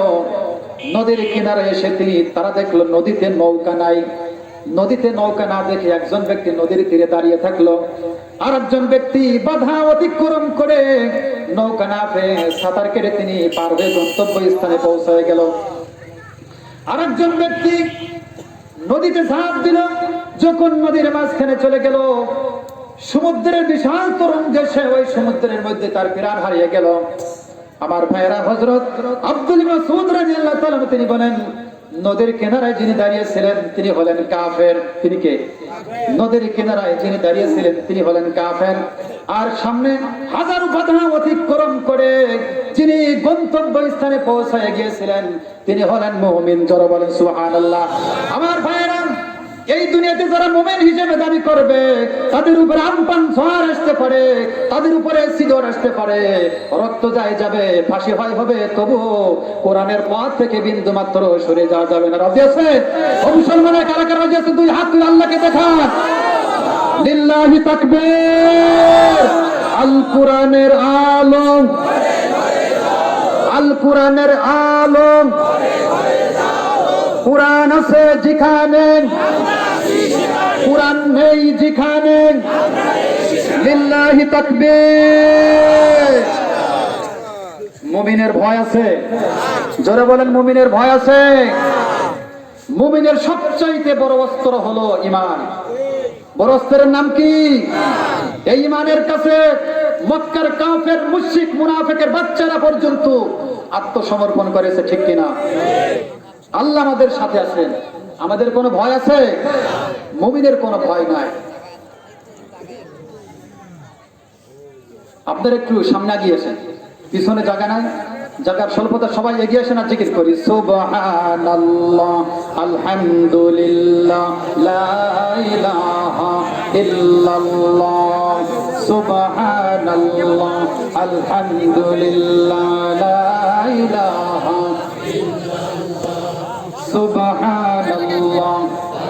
বাম সাইডে পুরা করেন, বাম সাইডে পুরা করেন। সুবহানাল্লাহ, আলহামদুলিল্লাহ, লা ইলাহা সুবহানাল্লাহ, আলহামদুলিল্লাহ, লা ইলাহা লা ইলাহা ইল্লাল্লাহ মুহাম্মাদুর রাসূলুল্লাহ। মুমিনের সবচেয়ে বড় স্তরের নাম কি? ঈমান। এক মাওলানা সাহেব জেলে গিয়েছে, জেলে গিয়ে দেখে ওনার এলাকার একটি লোক জেলখানায়। মাওলানা সাহেব বললেন যে ভাই, আপনি বাহিরে থাকাকালে নামাজ পড়তেন, আপনি কোরআন পড়তেন, কিন্তু জেলখানার মধ্যে এসে নামাজ পড়েন না কি জন্য? বলছে ভাই আমি নামাজ পড়বো না। বলে কি জন্য? ভাই আমি আগে নামাজ পড়তাম, রোজা রাখতাম, কিন্তু এখন রাখি না। কি জন্য রাখেন না? কয় আল্লাহ আমার জেলে দিলে। কি জন্য? আল্লাহ আমলিক করে। কি বলতেছে? আল্লাহ আমলিক করে। মাওলানা সাহেব বুঝালেন ভাই, নবীরা পর্যন্ত জেল কেটেছে, নবীরা পর্যন্ত আল্লাহর দ্বীনের জন্য শহীদ হয়েছে, তাদের শরীর থেকে রক্ত ঝরেছে, সুতরাং আমাদের শরীর থেকে রক্ত ঝরবে, কোনো ভয় আছে? মুমিনের কোনো ভয় নাই। আল্লাহ পাক রব্বুল আলামিন বলেছেন, ইয়া আইয়ুহাল্লাযীনা আমানু লা তাত্তাখিযুল কাফিরিনা আউলিয়া মিন দুনিল মুমিনিন। যারা বলেন আল্লাহু আকবার। আল্লাহ পাক রব্বুল আলামিন বলেছেন, হে ইমানদারগণ, তোমরা যারা আমাকে বিশ্বাস করেছো, কাদেরকে বলতেছেন? ঈমানদারদেরকে বলতেছেন, তোমরা যারা আমাকে বিশ্বাস স্থাপন করেছো, লা তাত্তাখিযুল কাফিরিনা আউলিয়া মিন দুনিল মুমিনিন। এই দুনিয়াতে যারা ঈমান এনেছে, যারা মুমিন, মুমিনদেরকে ছাড়া তোমরা কাফেরদেরকে বন্ধু বানাবে না। কথা কার? আল্লাহ পাক রব্বুল আলামিন বলেছেন, বাশশিরিল মুনাফিকিনা বিআন্না লাহুম আযাবান আলীমা আল্লাযীনা ইয়াত্তাখিযুনাল কাফিরিনা আউলিয়া মিন দুনিল মুমিনিন। আল্লাহ পাক রব্বুল আলামিন বলেছেন, হে নবী, আপনি তাদেরকে জাহান্নামের সুসংবাদ দিয়ে দিন। আল্লাযীনা ইয়াত্তাখিযুনাল কাফিরিন আউলিয়া মিন দুনিল মুমিনিন। এই দুনিয়াতে যারা মুমিনদেরকে বাদ দিয়ে যারা কাফেরদেরকে বন্ধু বানিয়েছে। আমার ভাইরা, মুমিনের বন্ধু হবে মুমিন, মুসলমানের বন্ধু হবে মুসলমান। এই পৃথিবীতে 228টি রাষ্ট্র আছে। কয়টি? 228টি রাষ্ট্র আছে, প্রায় 800 কোটি মানুষ, 57টি মুসলিম রাষ্ট্র, প্রায় 300 কোটি মুসলমান। 300 কোটি মুসলমান একজন আরেকজনের বন্ধু হবে। কথা বলেন ঠিক না ঠিক? 57টি মুসলিম ভাই, 57টি মুসলিম রাষ্ট্র, 57টি মুসলিম রাষ্ট্রের বন্ধু হবে। কথা বলেন ঠিক না ঠিক? আমার ভাইরা, 57টি মুসলিম রাষ্ট্র যদি 57টি মুসলিম রাষ্ট্রের বন্ধু হতো, আজকে মুসলমানদের আজকে এই দুর্দশা হতো না। কথা বলেন ঠিক না ঠিক? মুসলমানদের এই করুণ অবস্থা হতো না। কিন্তু দুঃখের বিষয় হলো, আমেরিকার প্রধান বন্ধুর নাম হলো সৌদি আরব, এরপরে পাকিস্তানের প্রধান বন্ধুর নাম হলো চীন, আফগানিস্তানের প্রধান বন্ধুর নাম হলো আমেরিকা, আর বাংলাদেশেরটা বলার দরকার নেই। বাংলাদেশের বন্ধু আছে, যার কারণে আমেরিকা ইরাকের মুসলমানদেরকে মেরেছে, ফিলিস্তিনের মুসলমানদেরকে মেরেছে ইসরায়েল, আর ভারতের এই মুসলমানদেরকে মেরেছে ভারতের এই মুশরিকের বাচ্চারা। কথা বলেন ঠিক না ঠিক? আল্লাহ পাক রব্বুল আলামিন এই পৃথিবীতে যত প্রাকৃতিক সম্পদগুলো দিয়েছেন, আল্লাহ পাক রব্বুল আলামিন সব সম্পদগুলো মুসলমানদের হাতে তুলে দিয়েছেন। যারা বলেন সুবহানাল্লাহ। আল্লাহ পাক রব্বুল আলামিন আমাদেরকে প্রাকৃতিক সম্পদ দিয়েছেন, তেল দিয়েছেন, স্বর্ণ দিয়েছেন, পেট্রোল দিয়েছেন। আল্লাহ পাক রব্বুল আলামিন আমাদের হাতে তুলে দিয়েছেন। এই যে স্বর্ণ পৃথিবীর সম্পদে প্রথম তালিকায় স্থান রয়েছে, তেল পৃথিবীর সম্পদের প্রথম তালিকায় স্থান রয়েছে। আল্লাহ পাক রব্বুল আলামিন বলেন, মুসলমানেরা, এই যে তেল, এই যে স্বর্ণ গোটা পৃথিবীর মানুষের জন্য প্রয়োজন। এই তেল, এই স্বর্ণ আগে 57 জন মুসলিম ভাই তোমরা ভাগ করে নেবে। 57 জন মুসলিম ভাই 57টি মুসলিম রাষ্ট্রের মধ্যে ভাগ করে নিয়ে আগে মুসলমানদের মধ্যে বন্ধুত্ব বজায় করে রাখবেন। আমার ভাইরা, কিন্তু 57 জন মুসলিম ভাই আমরা বন্ধুত্ব বজায় না রাখার কারণে আজকে আফগানিস্তান ইসরায়েলের কাছে মার খায়, এরপরে ফিলিস্তিন মার খায়, বাংলাদেশের মুসলমানেরা মার খায়। কথা বলেন ঠিক না ঠিক? এই সম্পদগুলো যদি মুসলমানদের হাতে থাকতো, মুসলমানদের হাতে যদি থাকতো, তাহলে ভারতের ওই মুশরিকের বাচ্চারা বাবরি মসজিদ ভেঙে দেওয়ার সাহস পেত না। কথা বলেন ঠিক না ঠিক? মুসলমানেরা যদি তাদের ইউনিক ধরে রাখতো, আমার ভাইরা, পৃথিবীতে যত মোটর সাইকেল, বাস, ট্রাক, এরপরে বিমানবন্দর গুলো আমার আল্লাহ তাআলা সব অচল করে দিতে। ঘরে বাতি জ্বালানোর মতো কোনো তেল খুঁজে পাওয়া যেত না। কথা বলেন ঠিক না ঠিক? আল্লাহ পাক রব্বুল আলামিন এরপরে বলেছেন, ইন্নাল মুনাফিকিনা ফিদ দারকিল আসফালি মিনান নার ওয়া লান তাজিদা লাহুম নাসীরা। এই দুনিয়াতে যারা মুনাফিক, মুনাফিকের স্থান হলো জাহান্নামের একেবারে তলদেশে। কোথায় মুনাফিকের স্থান? কোথায়? আমার ভাইরা, আল্লাহ পাক রব্বুল আলামিন কাফেরদেরকে বলতে পারতেন, কাফেররা জাহান্নামের সবচাইতে নিম্ন তলদেশে থাকবে, যারা মুশরিক ঈমান আনে নাই জাহান্নামের তলদেশে থাকবে। কিন্তু আল্লাহ পাক রব্বুল আলামিন মুনাফিকদেরকে কি জন্য বললেন? মুনাফিক হওয়ার জন্য মুসলমান হওয়া শর্ত। কি হওয়া শর্ত? মুসলমান। মুনাফিক হওয়ার জন্য মুসলমান হওয়া শর্ত, মুনাফিক হওয়ার জন্য কালেমা পড়া শর্ত। আমার আজকের যিনি মাহফিলের সভাপতিত্ব আছেন, আমার ভাইরা, এই মাহফিল কোরআন দিয়ে উদ্বোধন করা হয়েছে। কি দিয়ে উদ্বোধন করা হয়েছে?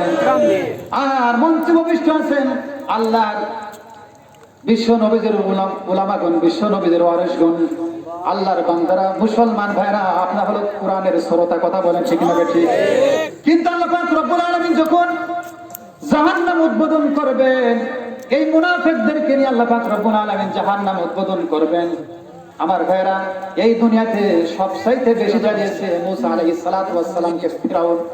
কে? ফিরাউন মুসা আলাইহিস সালাতু ওয়াস সালামকে সবচাইতে বেশি জ্বালিয়েছে। আল্লাহ পাক রব্বুল আলামিন ফিরাউনকে আগে জাহান্নামে দিতে পারতেন। আবু জেহেল বিশ্ব নবীজিকে সবচাইতে বেশি জ্বালিয়েছে। আবু জেহেলকে আল্লাহ পাক রব্বুল আলামিন আগে জাহান্নামে দেবেন না। ফিরাউনকে আল্লাহ পাক রব্বুল আলামিন আগে জাহান্নামে দেবেন না। নমরুদকে আল্লাহ পাক রব্বুল আলামিন আগে জাহান্নামে দেবেন না। আল্লাহ পাক রব্বুল আলামিন যখন জাহান্নাম উদ্বোধন করবেন, এই সমস্ত মুসলমান নামের মুনাফিকদেরকে নিয়ে আগে জাহান্নাম উদ্বোধন করবেন। বলেন নাউযুবিল্লাহ। মুনাফিকদেরকে আগে জাহান্নামে ফেলবেন। কাদেরকে?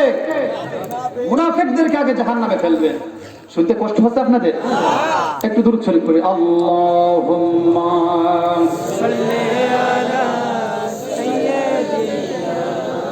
مولانا محمد وعلى آل سيدنا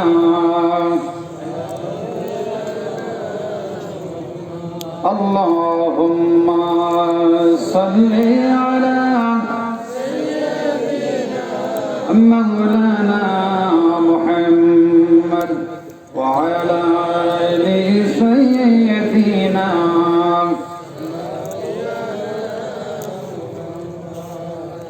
আমার ভাইরা, আজকের মাহফিলে আলেম ওলামা রয়েছেন, সম্মানিত মুসলমান ভাই রয়েছেন, পর্দার অন্তরালে আমাদের মা বোনেরা রয়েছে। আছে না নেই? এই মা বোনদের জন্য আমি একটি বিশ্ব নবীদের হাদিস থেকে একটি হাদিস আমি পড়েছি। আল্লাহ নবীজি বলেছেন, আল-মারআতু ইযা সাল্লাত খামসাহা ওয়া সামাত শাহরাহা ওয়া আহসানাত ফারজাহা ওয়া তাআত বাহলাহা। আল্লাহর নবীজি বলেছেন, যদি কোন মহিলা এই দুনিয়ার থেকে 4টি আমল করে যেতে পারে, বিশ্ব নবীজি বলেছেন ওই সমস্ত মহিলা জান্নাতের যে কোনো দরজা দিয়ে বেহেশতে প্রবেশ করতে পারবে। যারা বলেন সুবহানাল্লাহ। 1 নম্বর ভালো করে খেয়াল করবেন। 1 নম্বর, আল-মারআতু ইযা সাল্লাত খামসাহা, 5 ওয়াক্ত নামাজ পড়া লাগবে। কয় ওয়াক্ত? 5 ওয়াক্ত নামাজ পড়তে হবে। কিন্তু দুঃখের বিষয় হলো আমাদের মা বোনেরা, তাদের মধ্যে একটা বদ অভ্যাস আছে, শক্তি সামর্থ্য থাকা সত্ত্বেও তারা বসে বসে নামাজ পড়ে। আছে না নেই? কথা বলেন, আছে না নেই? পুরুষ হোক নারী হোক, যদি কোনো মহিলা পুরুষ ওজর ছাড়া যদি বসে বসে নামাজ পড়ে, তার নামাজ হবে? তার নামাজ বাতিল হয়ে যাবে। নামাজের মধ্যে দাঁড়িয়ে নামাজ পড়া ফরজ। দাঁড়িয়ে নামাজ পড়া কি? দাঁড়িয়ে নামাজ পড়া ফরজ। মহিলারা সবচাইতে 2টা ফরজ আদায় করতে ব্যর্থ। একটা হলো সতর ঢাকা। একটা কি? একটা সতর ঢাকা। যখন নামাজ পড়তে হবে অবশ্যই সতর ঢেকে তারপরে নামাজ আদায় করতে হবে। শুধু শাড়ি পরে নামাজ আদায় করলে তার নামাজ বাতিল হয়ে যাবে। যদি কোনো মহিলা শাড়ি পরে নামাজ পড়ে অবশ্যই তার জন্য ফুল হাতা ব্লাউজ এবং কোমর পর্যন্ত ঝুল থাকা লাগবে। এরপরে মহিলাদের পর্দা হলো পা থেকে মাথা পর্যন্ত, শুধুমাত্র 2 হাতের কঞ্জি, এরপরে পায়ের পাতা, মুখমণ্ডল, এছাড়া সব জায়গায় ঢেকে রাখা ফরজ। ঢেকে রাখা কি? ঢেকে রাখা ফরজ। আরেকটা ফরজ হলো কাপড় পাক পবিত্র হওয়া। আমাদের মা আমাদের যখন নামাজ আদায় করে তখন অধিকাংশ মহিলার কাপড় পাক থাকে না। আল্লাহর নবী বিশ্বনবী মুহাম্মদ রাসূলুল্লাহ সাল্লাল্লাহু আলাইহি ওয়াসাল্লাম দুটি কবরের পাশ দিয়ে অতিক্রম করছেন। ইউআযিবানি ফি কাবীরিন, কবর দুটিকে শাস্তি দেওয়া হচ্ছে। ওয়া ইউআযিবানি ফি কাবীরিন, বড় কোনো কারণ তাদেরকে শাস্তি দেওয়া হচ্ছে না। নামাজ পড়ে না সেই জন্য শাস্তি দেওয়া হচ্ছে না, রোজা রাখে না সেই জন্য শাস্তি দেওয়া হচ্ছে না। আল্লাহর নবীজি খোঁজা শুরু করলেন। খুঁজতে খুঁজতে বাড়িওয়ালাকে পেয়ে গেলেন। বাড়িওয়ালাকে জিজ্ঞাসা করে, লোকটির ব্যাপার তোমার কি? তখন বাড়িওয়ালা বলল, লোকটি নামাজে ভালো ছিল, রোজায় ভালো ছিল, কিন্তু লোকটির একটা স্বভাব ছিল, লোকটি চুগল করেছিল। কি ছিল? চুগল করে বোঝেন? তালাতালি করে, একজনের কথা আরেকজনের কাছে বলে বেড়ায়। এই কথাগুলো মহিলাদের মধ্যে সবচাইতে বেশি। 2 নম্বর হলো পেশাব পায়খানা থেকে পবিত্রতা অর্জন না করা। গরুর দুধ দহন করতেছে, গরুর দুধ দহন করতেছে, হঠাৎ গাভীতে পেশাব করলো। আমার মা বোনেরা, ওখান থেকে উঠে না যে ওখানে একটু কাঠ হয়ে ওখানে বসে থাকলো। যখন পেশাব শেষ হয়ে গেল আবার গাভীর দুধ দহন করা শুরু করলো। যখন পেশাব করছে কাপড়ে লাগবে কি লাগবে না? জোরে বল, লাগবে কি লাগবে না? হঠাৎ আসর আজান দেওয়া শুরু হলো। ওযু করলো, নামাজ আদায় করলো। ওই নামাজ আপনাকে জান্নাতে নিতে পারবে? মুহাদ্দিসিন ইকরামগণ বলেছেন যে গাভী পেশাব করলে কমপক্ষে 8 হাত ছুটে যায়। কয় হাত? গাভীতে পেশাব করলে কমপক্ষে 8 হাত ছুটে যায়, আর বলদ গরু পেশাব করলে কমপক্ষে 4 হাত। এটা মহিলারা সবচেয়ে অবহেলা করে। 2 নম্বর,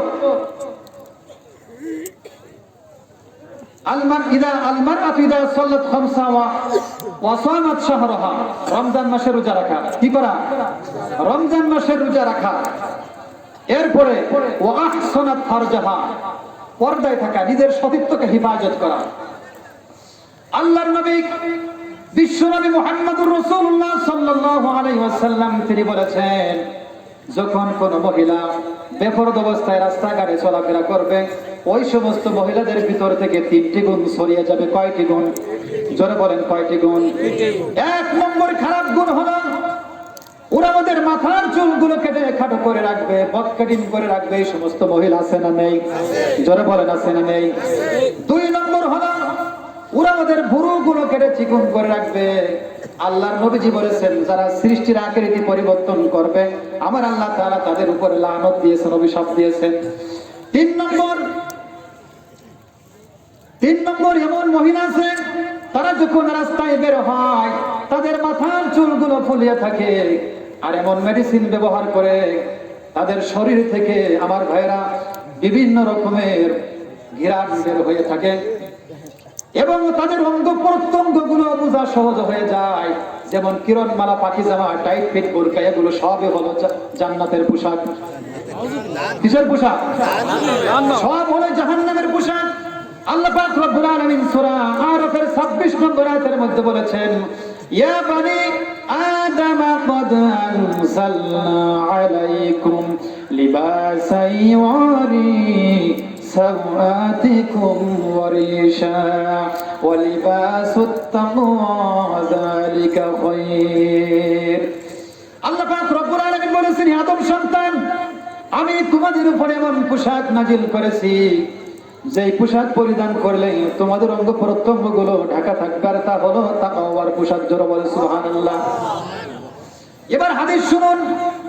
বিশ্ব নবীজি বলেছেন, আবু দাউদ শরীফের 4th খণ্ডের হাদিস, ইবনে মাজাহের 2য় খণ্ডের হাদিস, হযরত আব্দুল্লাহ ইবনে উমর রাদিয়াল্লাহু তাআলা থেকে হাদিস খানা বর্ণিত। আল্লাহর নবীজি বলেছেন, দুনিয়ার বুকে যে সমস্ত মহিলারা পাতলা পোশাক পরিধান করবে, টাইট ফিট বোরকা, হাত ব্লাউজ, কিরণমালা, পাকিজামা, এই সমস্ত পোশাক যারা দুনিয়াতে পরিধান করবে, আল্লাহ পাক রব্বুল আলামিন কিয়ামতের ময়দানে জিবরিল আমিনকে বলবেন, ও জিবরিল আমিন, দুনিয়ার বুকে যে সমস্ত মহিলারা পাতলা পোশাক পরিধান করেছিল, টাইট ফিট বোরকা, হাত ব্লাউজ, কিরণমালা, পাকিজামা, এই সমস্ত পোশাক যারা পরেছিল, কিয়ামতের ময়দানে তাদেরকে ওই পোশাক পরিয়ে দাও। আমার ভাইরা যখন তাদের এই পোশাক গুলো পরিয়ে দেওয়া হবে, আমার আল্লাহ তাআলা বলবেন, ও জিবরিল আমিন, জাহান্নাম থেকে একটা আগুন নিয়ে এসো। জাহান্নাম থেকে যখন আগুন নিয়ে হাজির করা হবে, আমার আল্লাহ তাআলা বলবেন, ওর কিরণমালা, পাকিজামা, টাইট ফিট বোরকা আগুন ধরিয়ে দাও। যখন আগুন ধরিয়ে হবে, এত জোরে চিৎকার মারবে, আমার আল্লাহ তাআলা বলবেন, ও বান্দি, তোমার প্রতি আমার রহমতের দৃষ্টি যাবে না, কারণ দুনিয়াতে কোনদিন কোরআনের পোশাক পরো নাই, তাকওয়ার পোশাক পরো নাই। এখন বুরখা নাই, আমার মা বোনেরা এমন এমন আধুনিক পোশাক পরিধান করে শয়তান পর্যন্ত লজ্জা পায়, ঠিক কিনা? এমন এমন পোশাক পরিধান করে দর্জি বডির মাপ নিতে ফের করলে অনেক যুবক আছে দর্জি ছাড়া বডির মাপ নিয়ে ফেলে, ঠিক কিনা? কোন মহিলা যদি টাইট ফিট বোরকা, হাফ ব্লাউজ পোশাক পরিধান করে রাস্তাঘাটে চলাফেরা করে, তার অঙ্গ প্রত্যঙ্গ গুলো বোঝা সহজ না কঠিন? যারা বলে সহজ না কঠিন? মহিলারা হলো হীরার মতো, যেমন লোহার চেয়ে দামি রূপ্য, রূপ্যর চেয়ে দামি যেমন স্বর্ণ, স্বর্ণের চেয়ে দামি কিন্তু হীরা। মহিলারা হলো হীরার মতো, লোহা যেমন বাহিরে রাখলে জং ধরে নষ্ট হয়ে যায়, কোন মহিলা যখন বেপরোয়া অবস্থায় রাস্তাঘাটে চলাফেরা করে জং ধরে নষ্ট হয়ে যাবে। মানুষ যেমন ইচ্ছা তেমন ব্যবহার করবে, ঠিক কিনা? যেমন ইচ্ছা তেমন ব্যবহার করবে। আগে শুনেছি মেয়েদেরকে পণ দিয়ে বিবাহ করা লাগতো, এখানে অনেক মুরব্বীরা আছে। আগে শুনেছি যখন মেয়েদেরকে বিবাহ করতো পণ দিয়ে বিবাহ করা লাগতো, কিন্তু এখন কাদেরকে দেয়? ছেলেদেরকে দেওয়া লাগে, মোটর সাইকেল দেওয়া লাগে। আমার ভাইরা, যেই জিনিস সস্তা তার দাম কম না বেশি? যারা বলেন যেই জিনিস সস্তা তার দাম কম না বেশি? কলা ছুলে যদি বাজারে বিক্রি করতে নিয়ে যাওয়া যায়, ওই কলা তো নেওয়ার সাথে সাথে বিক্রি হয়ে যাবে, ঠিক কিনা? কথা বলেন, কি জন্য বিক্রি হবে না? ছোলা কলা, ওই কলাই পড়েছে মশা, ওই কলাই পড়েছে ঘুয়ে মাছের দর, কেউ কিনতে চাবে না। এই দুনিয়াতে যারা বেপরোয়া অবস্থায় আমার মহিলারা চলাফেরা করে, আমার ভাইরা, আমার মা বোনেরা বেপরোয়া অবস্থায় রাস্তাঘাটে চলাফেরা করলে আমার আল্লাহ তাআলার কাছে বিন্দু মাত্র কোনো লাভ নাই। লাভ আছে? কোনো প্রকার লাভ নাই। এরপরে বিশ্ব নবীজি বলেছেন, চারটি আমল করলে মহিলারা জান্নাতের যে কোনো দরজাতে বেহেশতে প্রবেশ করতে পারবে। 1 নম্বর 5 ওয়াক্ত নামাজ, 1 নম্বর কি? 2 নম্বর রোজা রাখা লাগবে, এরপরে 3 নম্বর হলো পর্দায় থাকা লাগবে, 4 নম্বর স্বামীর আনুগত্য করা লাগবে। কি 4 নম্বর? কি? স্বামীর আনুগত্য করা লাগবে। আমার মা বোনেরা, এই দুনিয়াতে আল্লাহ পাক রব্বুল আলামিন স্বামীকে আপনার কাছে আমানত হিসেবে দিয়েছেন। এই আমানত যদি আপনি খেয়ানত করেন, কিয়ামতের ময়দানে আল্লাহ তাআলার কাছে জবাবদিহি করা লাগবে। আল্লাহ নবীজি বলেছেন, এই দুনিয়াতে আল্লাহ ছাড়া অন্য কোন মানুষের দরবারে যদি সিজদা দেওয়ার হুকুম থাকতো, তাহলে বলা হতো তোমরা তোমাদের স্বামীর পায়ে সিজদা করো। আমানত আপনি খেয়ানত করবেন না। সেজে গুজে আপনি আপনার স্বামীকে আপনি দেখান, স্বামীর সাথে ভালোবাসা তৈরি করে। আল্লাহর নবী, বিশ্ব নবী মুহাম্মদুর রাসূলুল্লাহ সাল্লাল্লাহু আলাইহি ওয়াসাল্লাম, তিনি 12.5 লক্ষ মাইলের প্রেসিডেন্ট ছিলেন। কত মাইল? 12.5 লক্ষ মাইলের প্রেসিডেন্ট ছিলেন। এত ব্যস্ততার মাঝে তিনি সময়টুকু স্ত্রীকে দিতেন, সন্তানের জন্য দিতেন।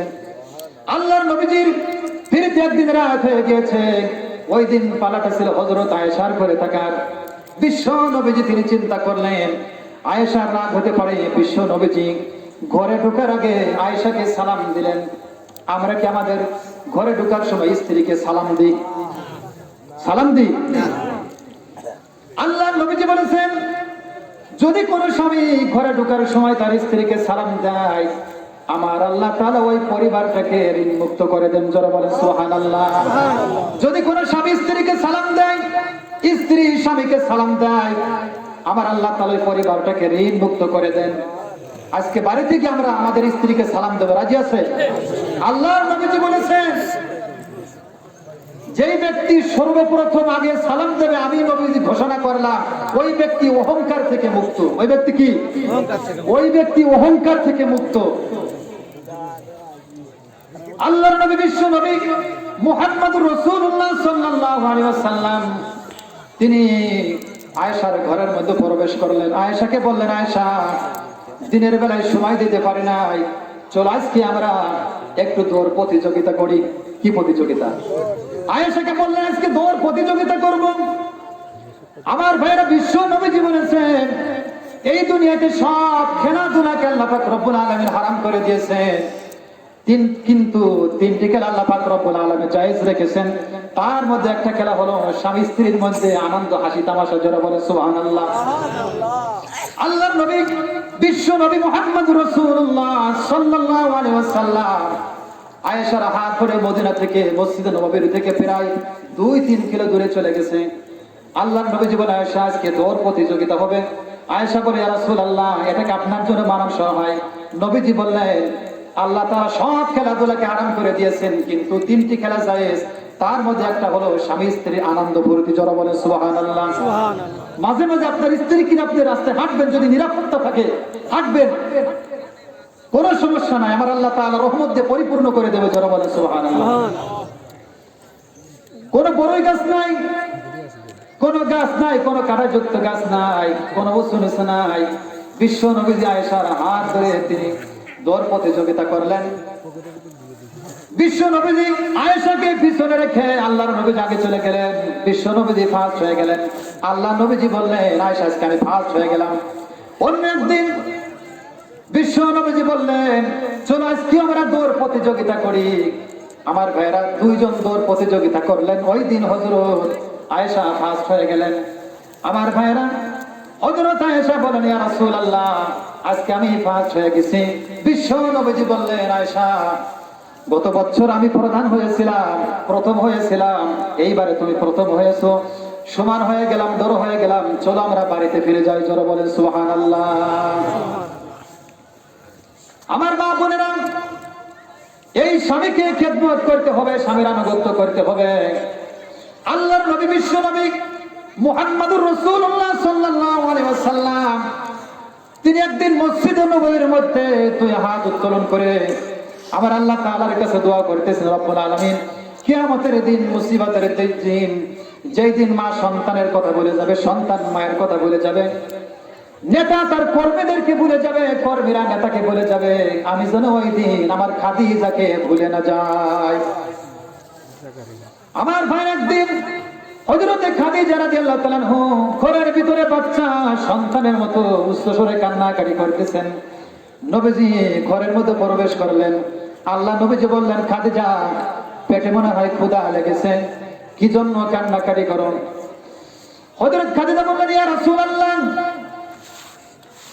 ইয়া রাসূলুল্লাহ, আমি কবর দেখে ভয় পাচ্ছি, আমি কবর দেখে ভয় পাচ্ছি, আমি মনে হয় দুনিয়ার থেকে বিদায় নিয়ে চলে যাব, ওই কবর আমাকে ভয় দিচ্ছে। আমার ভাইরা, হযরত খাদিজা বললেন, ইয়া রাসূলুল্লাহ, আমি যখন দুনিয়া থেকে বিদায় নিয়ে চলে যাব, আপনার শরীরে যে জুব্বা আছে, এই জুব্বা দিয়ে আপনি আমার কাফনের কাপড় পরিয়ে দেবেন। ইয়া রাসূলুল্লাহ, আমাকে যখন দাফন দিবেন, যখন কবর দিবেন, সবাই যখন চলে যাবে, আপনি আমার কবর ছেড়ে যাবেন না। আমার ভাইরা, কিছুদিন পর হযরত খাদিজা রাদিয়াল্লাহু তাআলা আনহা দুনিয়া থেকে বিদায় নিলেন।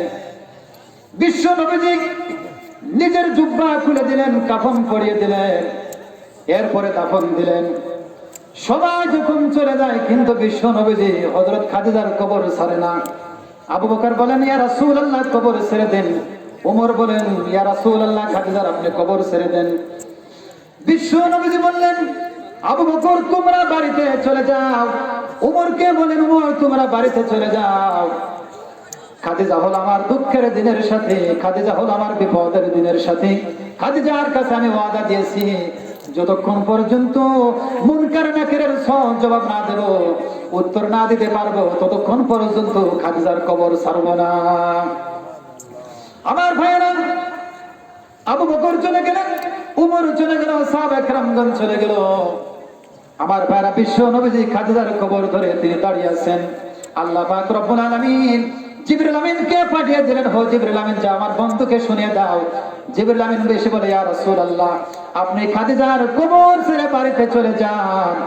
আল্লাহ পাক রব্বুল আলামিন খাদিজার চেহারা মুখমণ্ডল আসমান মুখী করে রেখেছেন। খাদিজার মুখমণ্ডল আসমান মুখী করে রেখেছেন। আল্লাহ পাক রব্বুল আলামিন আরশ আজিম থেকে খাদিজার মুনকার নাকিরের সওয়াল জবাব দিয়ে দেবেন। জোরে বলেন সুবহানাল্লাহ। স্বামী স্ত্রীর মধ্যে মহব্বত করতে হবে। বিশ্ব নবীজি বলেছেন, যে ঘরে স্বামী স্ত্রীর মধ্যে মহব্বত নাই ওই ঘরটা হলো জাহান্নামের মতো। কিসের মতো? জোরে বলেন কিসের মতো? আর যে ঘরের মধ্যে স্বামী স্ত্রীর মহব্বত আছে ওইটা হলো কিসের মতো? জোরে বলেন কিসের মতো? জান্নাতের মতো। একটু দূর ছড়ে পড়ি, আল্লাহুম্মা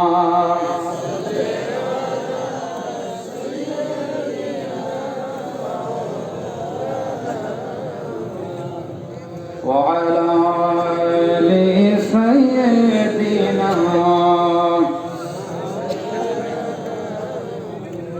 اللهم صل على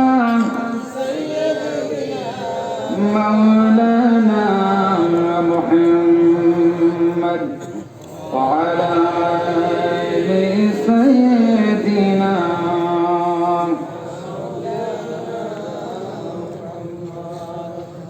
اللهم صل على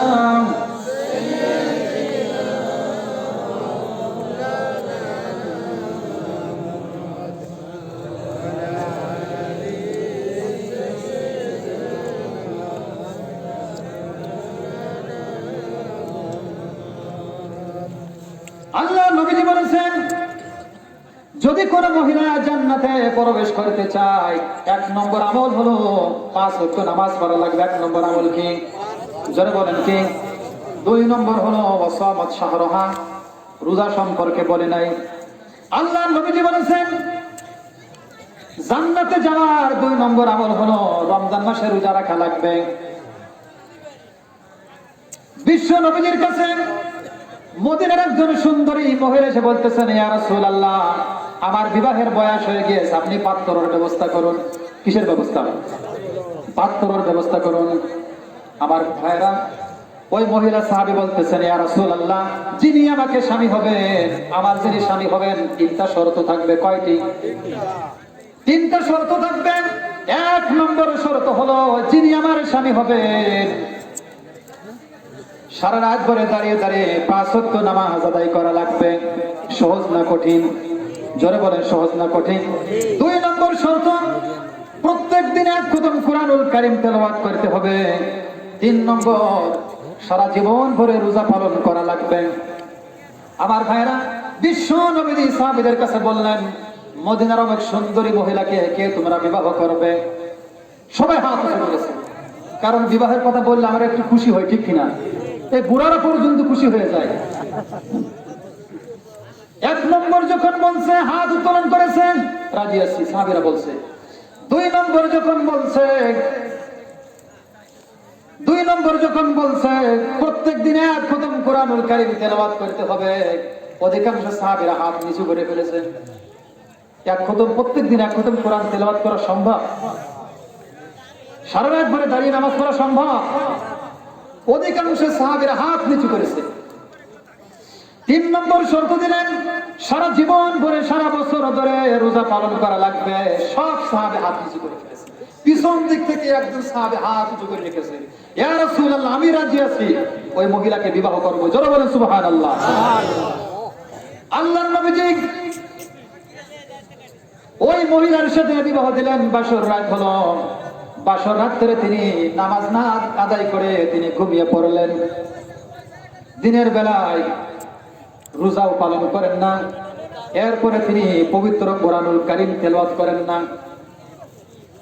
কিছুদিন পর আল্লাহর নবীর মহিলা সাহাবা তিনি বিশ্ব নবীর কাছে বললেন, ইয়া রাসূলুল্লাহ, 3টা শর্তের জন্য আজকে আমি ওই স্বামী পেয়েছি, আপনি বিবাহ দিয়েছেন।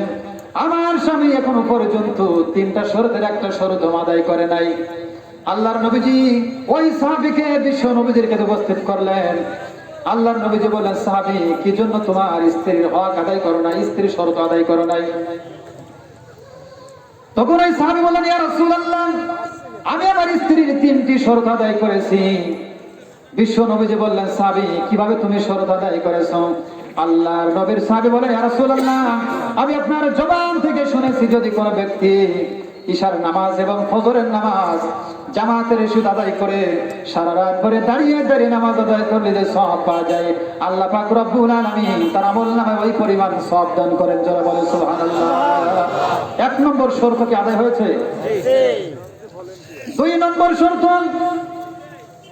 আল্লাহর নবীর সাহাবী বললেন, ইয়া রাসূলুল্লাহ, আমি আপনার জবান থেকে শুনেছি যে ব্যক্তি পবিত্র কুরআনুল কারীমের সূরাতুল ইখলাস 3 বার তেলাওয়াত করবে, আল্লাহ পাক রব্বুল আলামিন তার আমলনামায় 1 কদম কুরআনুল কারীমের সওয়াব দান করেন। যারা বলেন সুবহানাল্লাহ। তাহলে 2 নম্বর শর্ত আদায় হয়ে গেল। এই আমলগুলো আমাদের করার দরকার আছে না নেই? আছে। 3 নম্বর, আল্লাহর নবীর সাহাবী বললেন, ইয়া রাসূলুল্লাহ, আমি আপনার জবান থেকে শুনেছি যে ব্যক্তি পবিত্র মাহে রমজান মাসের রোজা পালন করেছে, যে ব্যক্তি 30 থেকে 29টি ফরজ রোজা পালন করেছে, পবিত্র মাহে রমজান মাসের রোজা রাখার পর শাওয়াল মাসের 6টি নফল রোজা পালন করেছে, আমার ভাইরা সারা জীবন সারা বছর ধরে যে ব্যক্তি রোজা পালন করবে, শুধুমাত্র 6টি নফল রোজা পালন করলে সারা জীবন ভরে নফল রোজার সওয়াব আল্লাহ পাক তার আমলনামায় দান করবেন। যারা বলেন সুবহানাল্লাহ। আমরা একটু দরুদ শরীফ পড়ি। আল্লাহুম্মা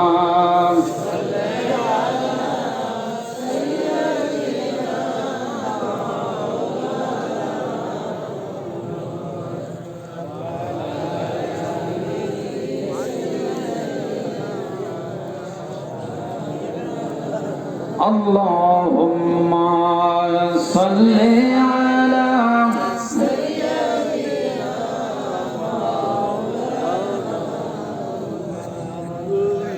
وعلى آل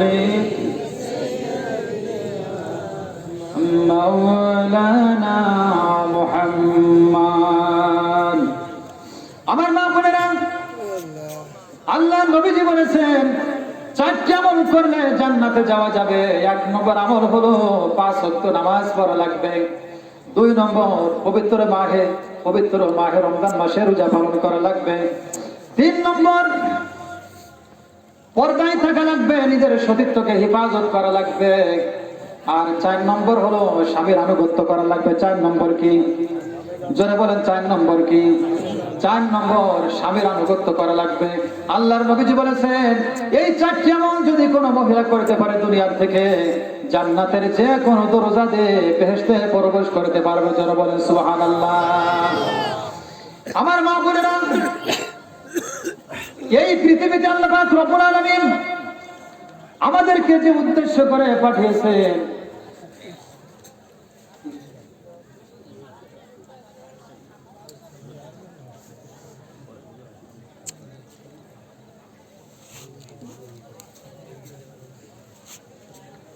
হুজুর আসতেছে, এই দুনিয়ার থেকে আমাদের সকলকে চলে যাওয়া লাগবে, ঠিক কিনা? সকলকেই দুনিয়া